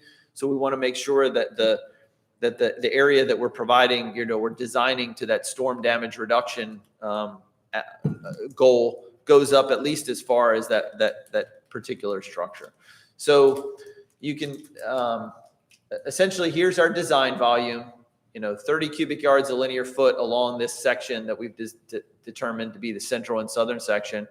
Northern section, that's the 22 cubic yards per linear foot that I mentioned earlier. Diffusion losses. So we're not accounting for any diffusion losses or background erosion in that northern section. We're simply putting that volume up there that we've measured that we need to widen the width of the beach up there to get closer to where we are today. And that is, again, because we're seeing positive volume change rates in the northern section. Plus, we would expect that a project that's 8 miles long is going to spread, and there will be some additional benefits to that northern section, regardless of placing sand up there. So you see, we're kind of zeroed out in terms of the diffusion losses, advanced fill, background erosion, because of those two principles. The taper volume, we don't really attribute that to either the northern and central section. It's kind of its own volume. And then the total volumes for those two areas here. And we had talked earlier about the northern section, we're looking at 22 cubic yards a linear foot. Central, we're looking at 49. You can see there's a little bit of a differential between volume here, about 16,000 cubic yards less based on our updated calculations. All right. So let's see how that translates into cost. Again, this is a table that was provided in the Beach Management Addendum A. Same sort of model we've got here. This top row are the previously reported numbers that we had talked about. The bottom row is taking into consideration all of these things that I've been talking about for the last however many minutes I've been up here rumbling along. So essentially we've tried to, we've updated this number. This is the actual contract value. Instead of looking at an estimate, we know what that contract costs. That number actually came down a little bit because of some of the sand search work that we were doing. This number, the volume, that's what we showed on that last graphic. So the volume that we're considering right now is a little bit less. All right. The construction cost obviously has come down a little bit because the volume is a little bit less. It's also come down a little bit because the way that we come up with the mobilization cost is a little bit dynamic. We've got a bigger spreadsheet that looks at the town of Duck, the town of Southern Shores, the town of Kitty Hawk, and the town of Kill Devil Hills. And all four of those towns split the mobilization cost, which is, we've estimated at like $10.5 million or something. They split that cost based on the amount of volume that's going to each one of the towns. And so recently we've added some volume to the town of Duck because of some FEMA storm damage issues that they had, that they're getting funding from FEMA to repair. We've done the same thing for Kill Devil Hills. So essentially, we've reduced the volume for Southern Shores just a little bit, but we've added volume to Duck and Kill Devil Hills, which means that your percentage of that $10 million has gone down a little bit. And so when you look at the differential between that construction cost, it's a combination of a little bit of a volume reduction plus you guys are now a little bit less of a percentage of that $10.5 million mobilization cost that's being split evenly. Hope that makes sense. Construction soft costs, these will be engineering costs. Some of these are already under contract. Some of these are construction administration once the project starts. Also in construction costs, we have included the price of that sand fencing that we talked about installing along the entire project area. It's kind of a small cost, but it is being factored into our estimates now, relatively speaking, small cost. We've got costs in here. They haven't really changed for construction and environmental monitoring. We've got a contingency cost in here. When you add it all up, the effect is the project cost has come down close to $1 million, just looking at round numbers. Now, I've kind of stressed this idea that we're looking at design considerations today, not recommendations. Some of the things that Adam and I have talked about a little bit with that 22 cubic yards a linear foot up in the northern section, I think there's some room to maybe bump that volume up a little bit. Just seeing how some of these profiles end up to be, very narrow in terms of trying to hit an average of 22 cubic yards. Some of those profiles end up looking pretty thin, and we want to make sure that whatever we're doing up there makes good sense. So these again are considerations based on this new data that we wanted to update everybody with today. And then we've got the last slide is an updated schedule slide. Anything in red is something that has changed a little bit since the last time we presented this. But the primary driver for Adam and I right now, when we wake up in the morning, whether it's Saturday or whenever it is, we are shooting for the middle of July 2021 to get these bid packages out to dredge contractors. We've spent a lot of time on the phone with these contractors that are qualified to build these projects over the last month and a half. We've told them sort of some of our thought process behind the design of the project, discussed the borrow area configuration, discussed, access in this town and that town, discussed the schedule. They think that we're on the right track. Everybody asks, do we think our numbers are good? Well, we think our numbers are good, but until those bids are opened, we're going to be on pins and needles, right? But in talking to the dredge contractors, we feel like, we're definitely doing our due diligence. They're hearing what we're saying. They understand the logic behind what we're trying to do, and trying to get as good a price for these projects as possible. So the middle of July is really our goal right now, to get these bids out on the street, so that by the end of August, we have these numbers in hand and we can make some decisions.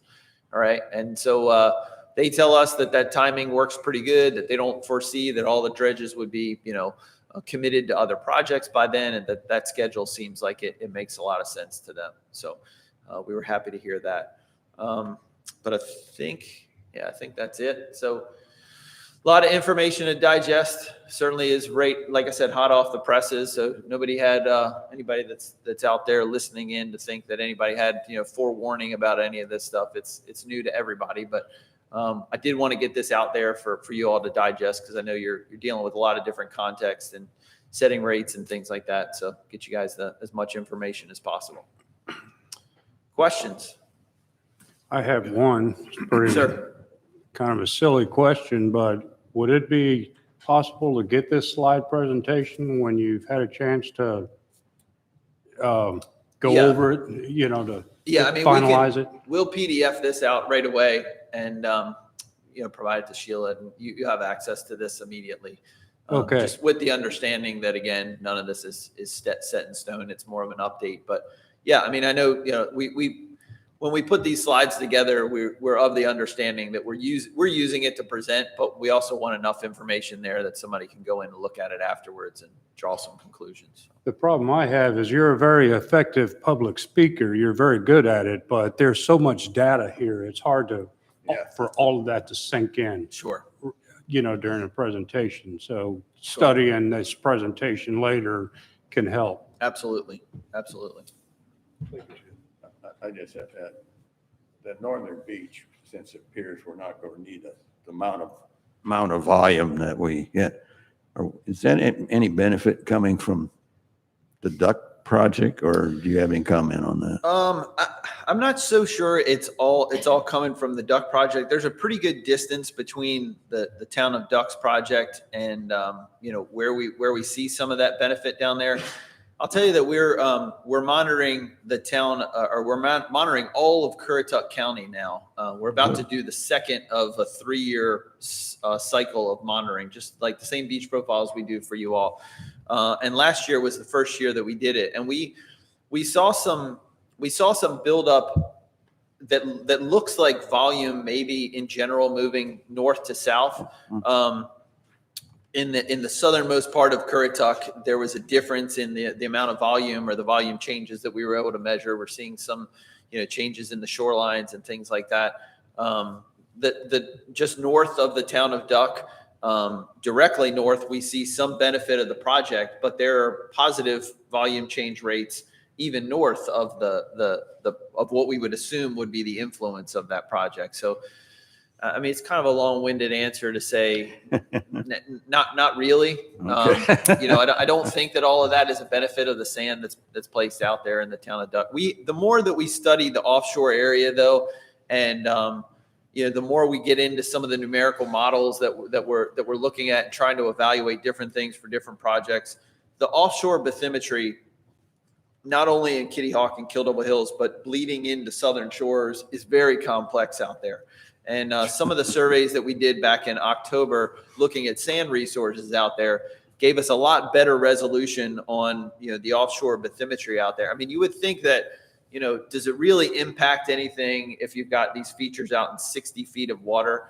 Well, most days when the waves are small, no, we're not feeling any impact. But during a storm, when these waves are much bigger and they feel the bottom at a much deeper depth offshore, well, then those things that are going out in 60 and 50 feet of water actually do have a tendency of focusing this wave energy into particular areas. And we more and more are starting to think that that's what's driving some of that erosion in the southern part of the project. Some of it may be because, we've built a project down there and there are some higher erosion rates, but not as we look, 2,000, 3,000, 4,000 feet north of a project, as long as that project was.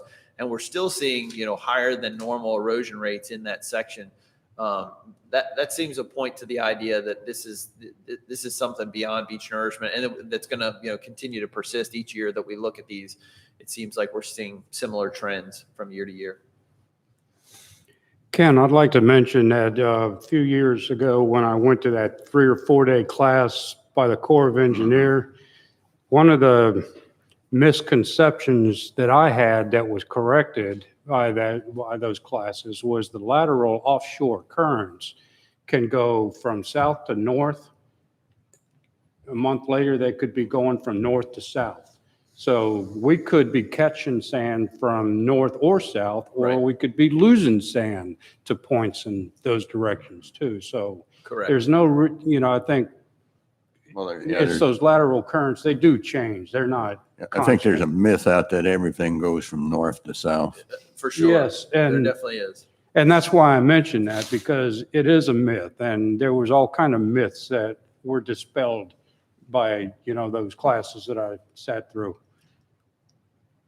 Ken, Yes. you said Duck added volume to their project due to a FEMA reimbursement. Did you assist them in getting that FEMA reimbursement? Can you comment on that? Sure. How that works?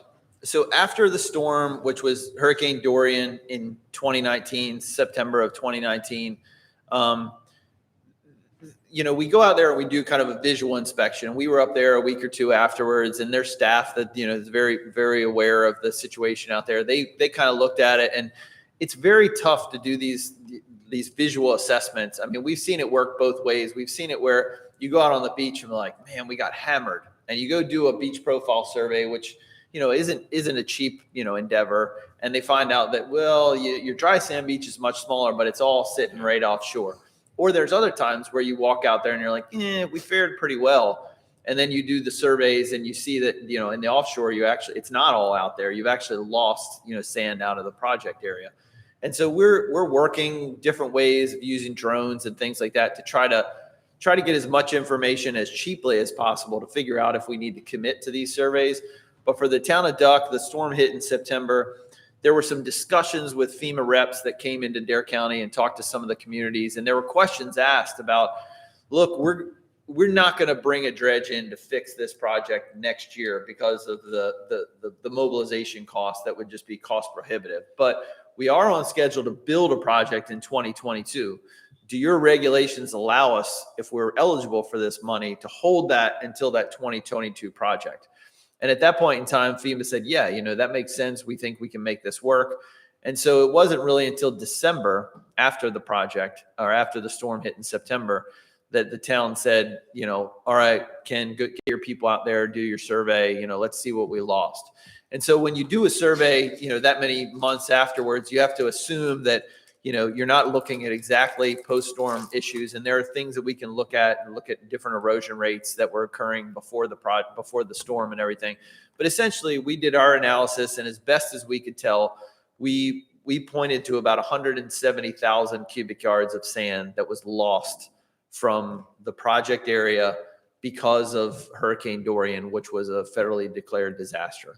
And so that started the process. It was an official report that went up through FEMA. They've got a technical beaches guy that kind of evaluates it and worked with us developing the report. And, it made sense to him. He puts his stamp of approval on it, goes up through the chain of command. And it's probably been, there was some environmental clearances that was all on the FEMA side that they had to get through. But I think we're days away from officially having, the letter in hand saying that, yes, they'll be reimbursed when they put that sand back on the beach. And it's a reimbursable basis. In other words, we've got these cost estimates in there. FEMA understands the cost may be a little bit more, a little bit less, and the town will pay to put that sand back and then submit those bills to FEMA, and they'll be reimbursed for the money that they've put And out. they're reimbursed for the 170 cubic yards or 170,000. They're reimbursed. It's not 100% from FEMA, but in North Carolina, the difference, that the non-federal portion of that grant comes from the state of North Carolina. And the main eligibility factor was just storm loss from a design beach. Correct. Okay. Correct. So just like we're going through the process, and at the end of the day, we'll have a a very formalized design report that explains, what the design was. And after the project is constructed, there'll be a document that is your beach maintenance plan that establishes what this design was, how much it cost to build it, how you guys plan to keep up with it over time, your monitoring, regiment, what you do to keep up and maintain the project. And, that's when FEMA shows up, they say, where's your maintenance plan? Where's your design? Let me see it, Okay. But, we understand how the process works, and usually those are all kind of bundled up, sitting on a shelf, ready to say, here it is. Yeah, I got you. My other question is more just curiosity. As those profile, you're going to do one more survey potentially before you would do the nourishment for the rest of Dare County, correct? Next spring? So next spring, what will happen is the contractor will probably actually, we're going to use these new surveys to create a design that the contract is going to bid on. All right. It's going to have a specific volume of sand that we believe that will be placed that'll show the contractor how the fill is configured. There's language in the specs that say we can change this up to a certain degree, and you can't change your cost on us if we change some things within reason. And so what will happen is next spring, whenever they show up, I mean, it could be January if they want to start building earlier. So whenever they show up to start constructing, about a month before they start moving sand, they have to do a new survey along the entire constructed area. It has to be done about 30 days prior to. We get that data. We can make any tweaks to these, like I was saying, you're trying to match the polygons. We can make those tweaks to that during that 30-day, provide them an updated set of plans. And then literally within like 2 days prior to them placing sand on the beach, they have to do another survey. And this one is done. It's not done the whole project area. It's literally like, oh, we're going to work in the next 3 days. We're going to be working in this 500-foot stretch. So their surveyor that's on site all the time will survey those 5 profiles. They'll put the sand on when they think they've built it. They'll resurvey it. And that's how you actually pay for the project as you go. That's what I was curious, is that day-to-day monitoring of the actual building. Yeah. So they've got surveyors out there every day of the project. They can call them anytime and say, hey, station this and station that are ready to survey. Yeah. They come out there and they survey it. Cool. So they're going to need a surveyor almost as often as a general contractor when he builds a house out here. Yeah. So, Yeah. Probably more than there are a number of them that, are really specialized at doing this, that oh yeah. they'll put a contract out with them, and those guys will be, they'll be up here every day at the project on call. Any further questions for Ken? No. Cliff, you have any questions yet for him? Thank you. Ken, thank you. All right. Appreciate your you. presentation this morning and your time. Ken? A lot of information.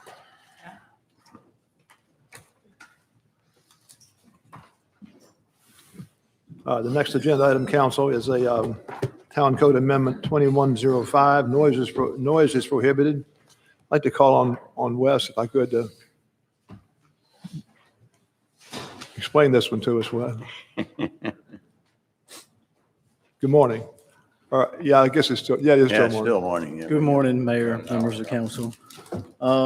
At the March 2nd Town Council meeting, council directed staff to take valuable elements out of the adoption draft of the Town Code update written by Code Wright for future consideration. At your April 13th meeting, you all tabled consideration of the proposed amendments to the town's noise ordinance that were in TCA 2102, so that council members Holland and Neal could meet with town staff to review and discuss it. The TCA you have in front of you now, 2105, is revised and incorporates the comments received during discussion. We were able to trim out a lot of language that we thought was not necessary. We removed some definitions that we felt didn't apply. We removed sections that pertain to maximum sound levels and noise is distinguished. We also took out some of the prohibited acts that we just felt weren't necessary or, weren't things that needed to be addressed in the town. We also took out, I can go through everything word for word, but Another big section we took out related to motor vehicles and motorboats. We don't have any auto repair businesses here in the town.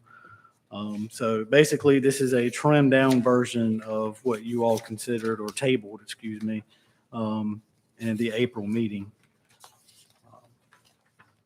That's basically, I have just a question. I'm missing something. Town Code Amendment 2105, noise is prohibited. But we're actually going to be voting on TCA 2102. Is that correct? It's 2105. it's 2105. The revised version is 2105. Yeah. 2102 was the one, the first time that this was, I don't think it was presented. We recommended that you all table it. But initially, it was part of 2102. And this revised version has now been inserted into a new code amendment, 2105. Code Amendments So 2105. it's just a typo. It's not something we can't fix. Yeah, in our books, it just says 2102 on staff recommendation and requested action. It's okay. We got it. Oh, yeah, my apologies. Yeah, This is, yes. Well, and then it goes on, 2105 is the revised TCA, so it clarifies it in the next sentence. It just took me a little longer to get it, Wes. That's all. Yes, sir. Thank you. Make a council? motion that we adopt TCA 21-05. Is that your motion? That's a motion. Do I have a second to And I'll that? second it. Any further discussion, council? I just have one question for Chief Cole. You satisfied with what you got to work with now? Yes, ma'am. Okay, He was in the meeting. appreciate it. Just wanted to hear him say it. He chaired the meeting. Yeah. He kept us straight on it. I've got a motion, a second. Any further discussion? If not, all in favor of support of approval of TCA 2105, indicate by saying aye. Aye. Aye. Anyone opposed? Same sign. Motion's made and carried to adopt the new TCA 2105. Thank you all for your work on getting through that. Well done. Yeah, Wes did a lot of putting it all together and keeping it organized, because we were some days all over the map. We just had a red pen. Yeah. The next item of business is a bike and pedestrian safety on NC 12 speed limit reduction request. Councilman Connors, it's on page 41 of your agenda. Jim, This, you want to speak to this for us? yeah, this came up here recently because of a resident that sent me an email asking that we lower the speed limit to 35 miles an hour year-round on NC 12. I have had a couple other requests or suggestions of that from residents since I got elected on council. But then this recent pedestrian death, I think, is what has kind of initiated this. Now, I fully realize that the circumstances of that may not have been preventable based on what I'm getting ready to speak to here, but I think that it's been a recurring problem over the years about the 45 mile an hour zone. But so what I have done was just kind of worked with the town manager to draft up a resolution. But recently I received a call from Mayor Bennett, and he suggested, and I fully agree with this, that we should run this through our district engineer and our county representative on the DOT before we just pass this resolution and shoot it off to DOT.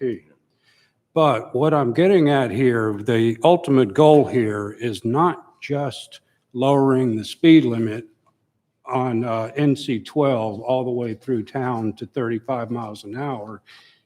The ultimate goal here is to look at that corridor and treat it for what it is. It's a major traffic and pedestrian interface. We've got 18 crosswalks at least crossing that road. I think previously when Mayor Hal Denny tried to talk to the DOT, he was told that those were actually illegal crosswalks. But so this would bring these crosswalks into compliance with the law, with the DOT standards and laws and everything. But then it would also treat that stretch of road through Southern Shores the same as the stretch of road from that gas station right there all the way down to the end of Nag's Head. And it would allow for more addition of things like signage stating what state law is when a pedestrian steps into a crosswalk. Chief Cole has suggested having those flashing lights as you approach a crosswalk from both directions. I'm just trying to start a conversation here about what we can do to make it a safer zone for that corridor, which again, I say is a major pedestrian and vehicular corridor. So I guess I'm not ready to make a motion here and that we adopt this until we go ahead and talk with our district representative and Dare County. This thing was added to the agenda before that thought came up. So I'm just kind of introducing and explaining what this is all about. Unless somebody else wants to make a motion, but No, I just think we need to get, as you're talking about, all the stakeholders Yes. involved to come up Yes. with a definite plan rather than bits and pieces, and then nothing happens. yes, and I'm still waiting or Chief Cole has done this, but I haven't been proactive enough yet to go over there and actually get the data from him on stuff, on incidences on NC-12. Would it be fair to you to just go ahead and table this to some future date when we had a chance to get the data together? Yes, You and I you've had a chance, the town manager possibly, or with me, to meet with Alan Moran and Sterling Baker and see what their thoughts are. yes, I think that's a good thing to do. So, I've done an awful lot of work after that. At least present that data to you so you can make a decision. Are you okay with that? yes, Yeah, David, you're welcome to do that. I was trying to protect your time, but yes, go ahead. He's here. You got to be here anyway, right? He's here and he's got it, so Done the let's see it. Maybe I was thinking about my time. Who knows?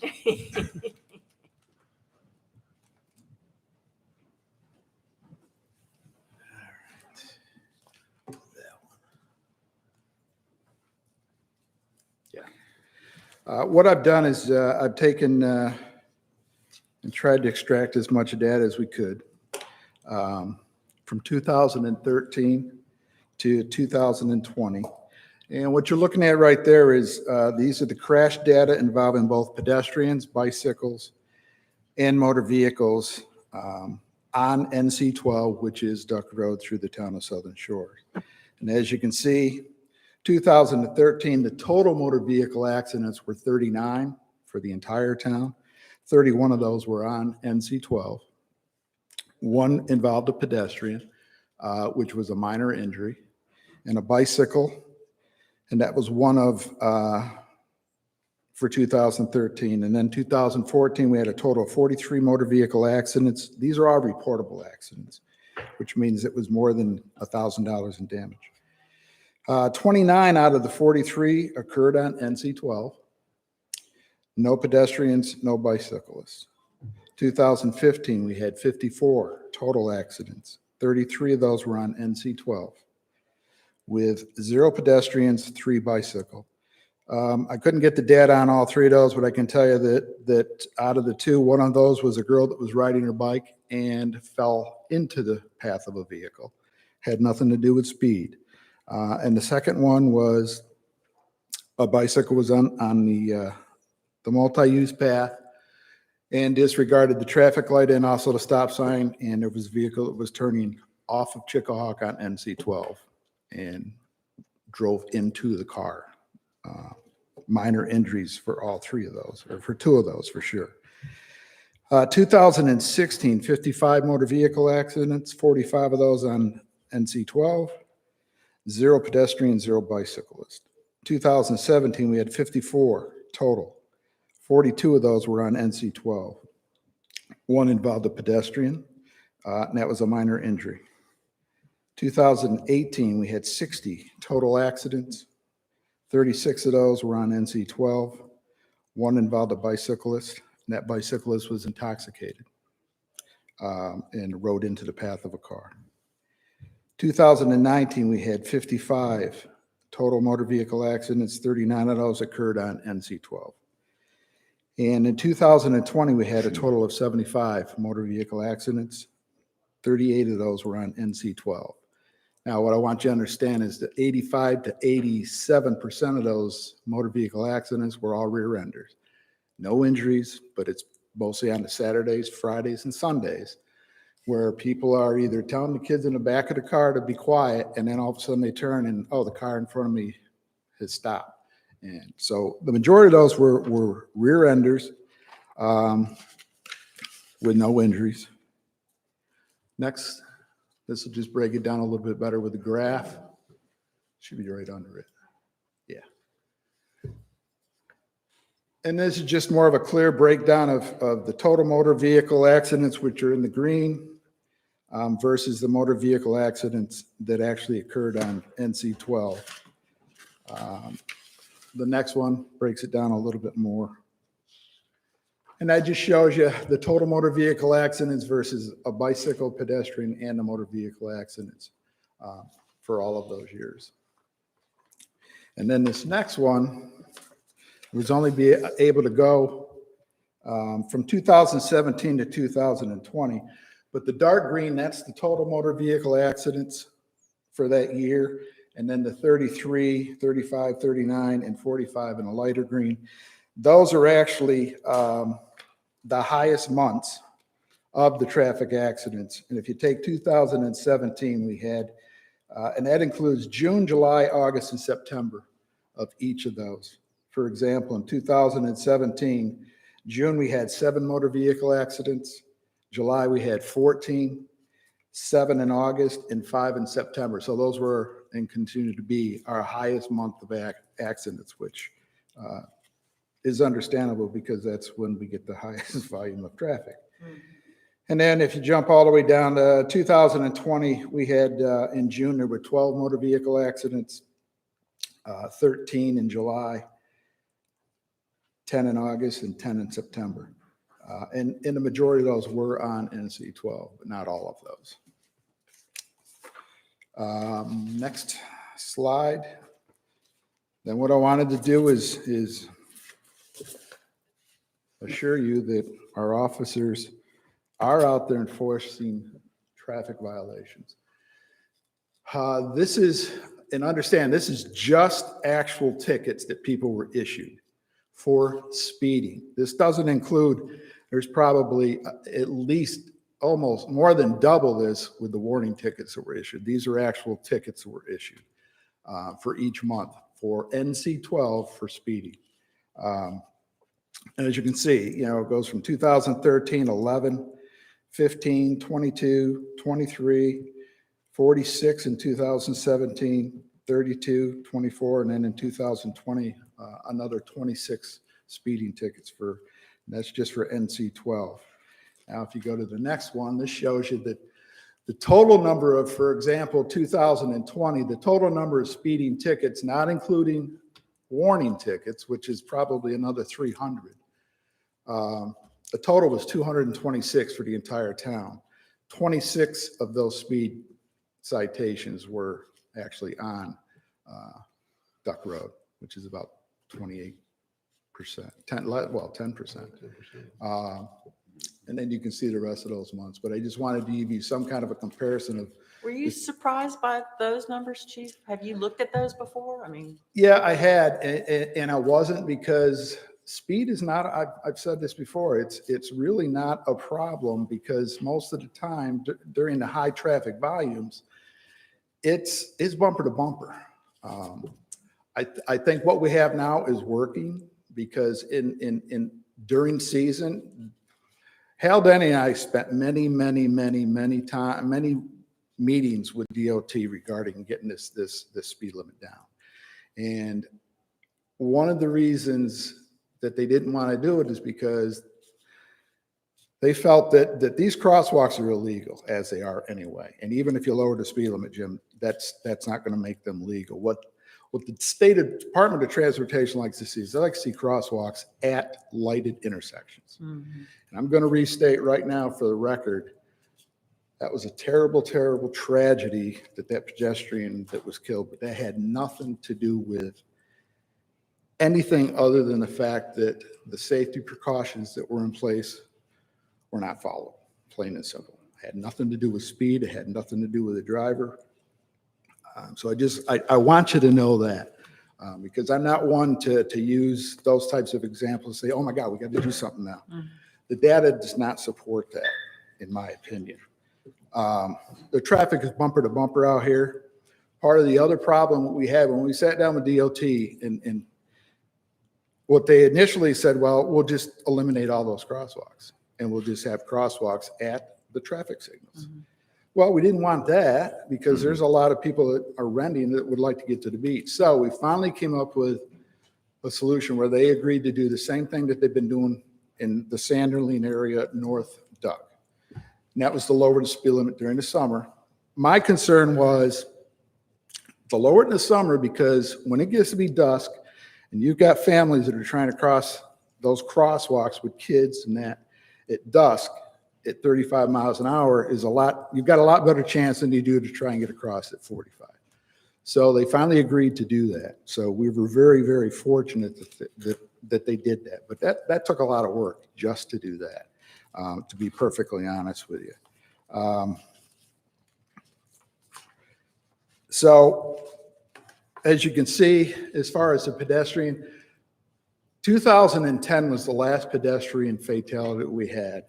And that was another one that was unfortunate, but the individual was on a bicycle and they rode across the gas station instead of using the legal marked crosswalk and rode into the side of a trailer that a pickup truck was towing. And you remember him, I remember that. he used to sit behind me in Duck Church.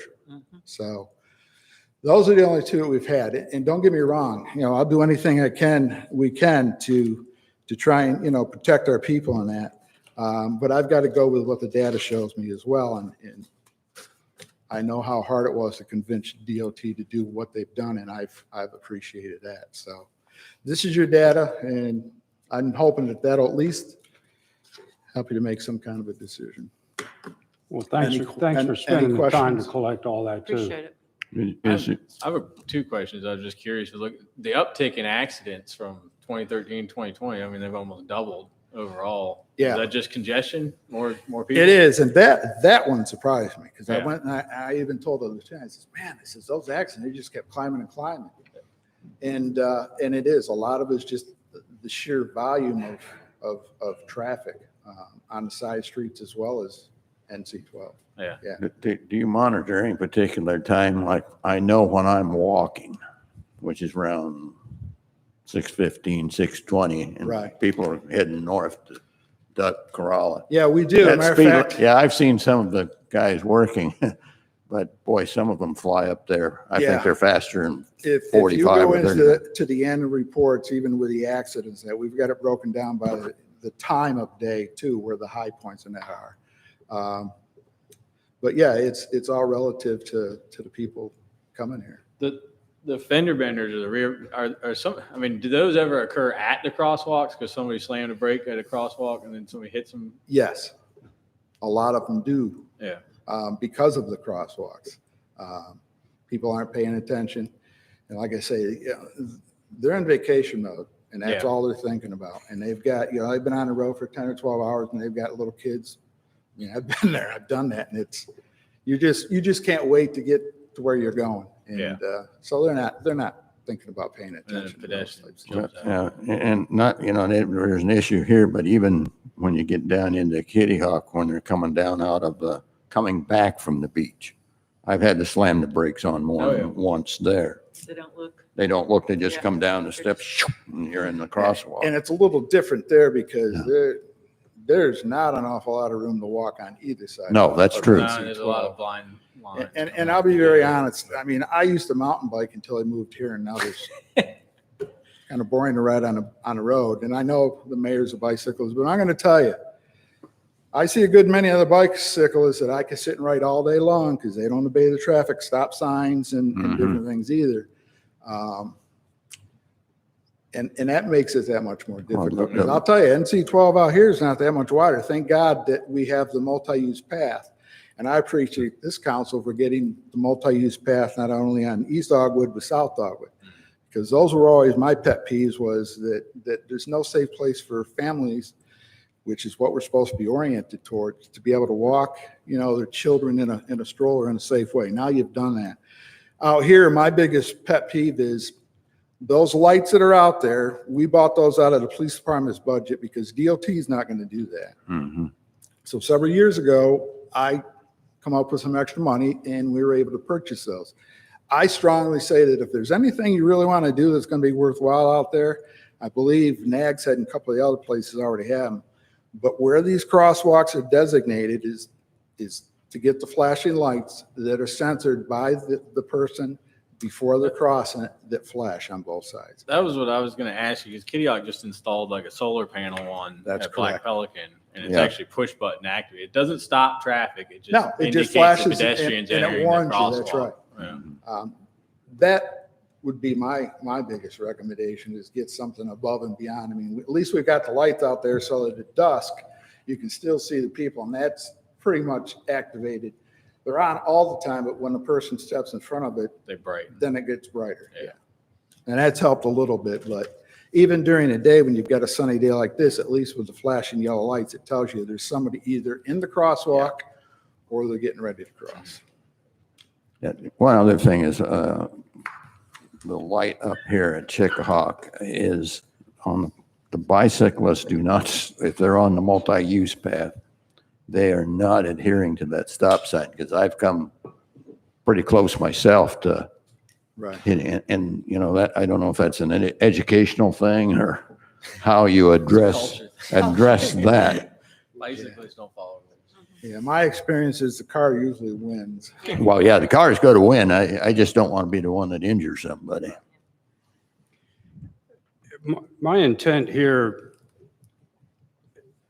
is obviously to try and lower the speed limit to 35, but the greater intent here is to look at that corridor for what it is.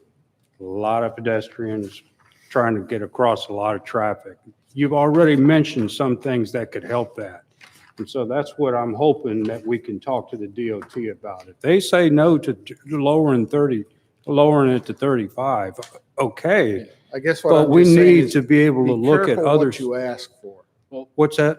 Just be careful what you ask for. That's all I was saying, because the conversation I had with Mayor Denny at the time was, we'll just eliminate all the crosswalks.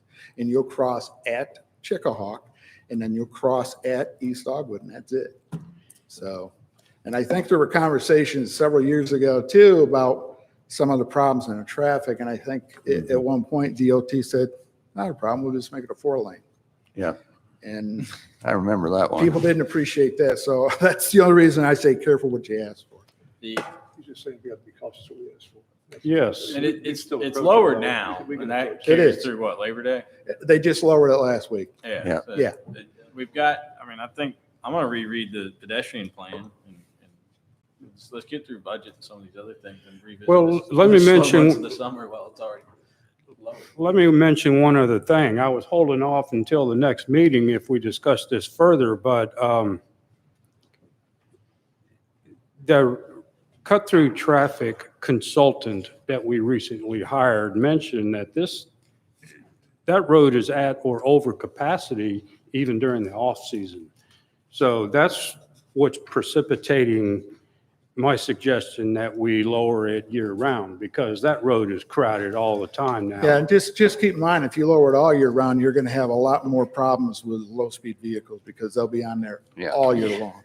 That was another thing that Mayor Denny and I discussed, and that's why we kind of like it the way it is now. Wait, I can't go on my golf cart On- You can, You can but now. we'll end up with a new golf cart. now. My golf cart's still a Jeep, so. Well, anyway, did we pass the motion to table this? I don't think we need. We didn't. We No, just- I'm not No, sure we we just do. tabled it. We To didn't, the there was next no agenda. motion, I don't think Motion by necessary. consent. Are you okay with just tabling? So It was, Yes. yeah, by consent. I'm sorry. Didn't we do it by consent? Yeah, we did. I mean, we can. As far, are you all right with it? Yeah, I'm All all right I'm with good. I'm consent. good with it. I'm good. I was just am, gonna, that is. Yeah. I was You just wanna gonna edit thank that Jim for his narrative, because, I mean, I think you do make obviously some very valid points. Right away, sign of, what am I trying, line of sight. Yes. One You know, we side. need to get whatever is obstructing people's Trees line of and sight, bushes. whatever, we need to work on that. I think that's a safety issue for sure. And that's something we can do ourselves. You know, we've got, Probably, yes. probably, I mean, might we Yes. get some permissions from DOT in their right of way? Yeah. Yeah, I'm sure they would give us permission to do their job. Yeah, but we would be proactive in terms of increasing the safety for Yes, for exactly. bicyclists and pedestrians, and that's what we're trying to do. And, you know, and the idea of maybe some flashing lights, I think if Kitty Hawk can do it, it seems like we ought to be able to. Well, get now, that Matt done, too. also mentioned, just a minute, the bike plan, the 2014 bicyclist and pedestrian plan. And ironically, that is a plan that was never adopted by this town. But even more ironically is that there are a lot of the suggestions that were mentioned here, I think by you, the East Dogwood, and A lot of those things were accomplished. yes, they Without were having to adopt recommendations that. in That's that correct. bicycle plan. Right. Now, there are other recommendations in that bicycle plan that we could look at. For example, signage, and I'm talking about signage, not just on NC 12, but throughout town. They made recommendations on both verbiage and the locations that I'm just thinking, it's already happening right now. What I was hoping is that we could get more people to look at this and with serious thoughts. Your input is very frustrating to me, but it's very valid. And just keep in mind, you can put all the signs up you want within 6 months. They're just another part of the scenery. People don't pay attention. Yeah. They're on vacation. They don't Yes. care what that sign says. They want to know that 5 miles from now, I get these kids out of the car. Well, at least they don't collect bullet holes in our town. I'm just trying to be bluntly honest with you all. So, Okay. Thank you, Let's- David. let's Thank move- you. Thank you. thank you. Let's move on to the next project or agenda. I would add one thing. We've talked about this bike and pedestrian plan quite a lot. We have implemented a number of the things that were recommended in that plan, even though we Yes. haven't adopted it. Yes. I think that's a key thing. We've done the South Dogwood Trail. We've That's done the point I was East trying to Dogwood. make, Yes, yeah. and that's well made. Thank you. Need a break, but I can Yeah, just- that makes two of us. Do that? It's whatever- Well, let's just take a 5-minute recess. Yeah. Thank you. Thank you very much. Recess for 5 minutes. Break for lunch. It's 11.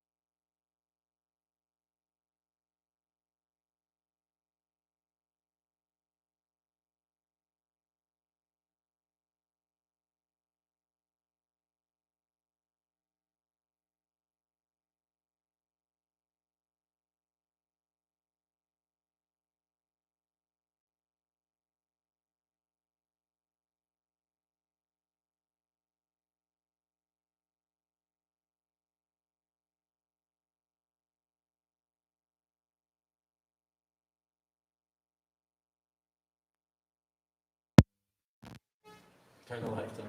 We're back up. We're back on. We're live. At this time, council, with your consent, I will keep the meeting closed until reconvene at 1 o'clock instead of 15 minutes ago. Thank you. Meeting's adjourned. Not adjourned, meeting's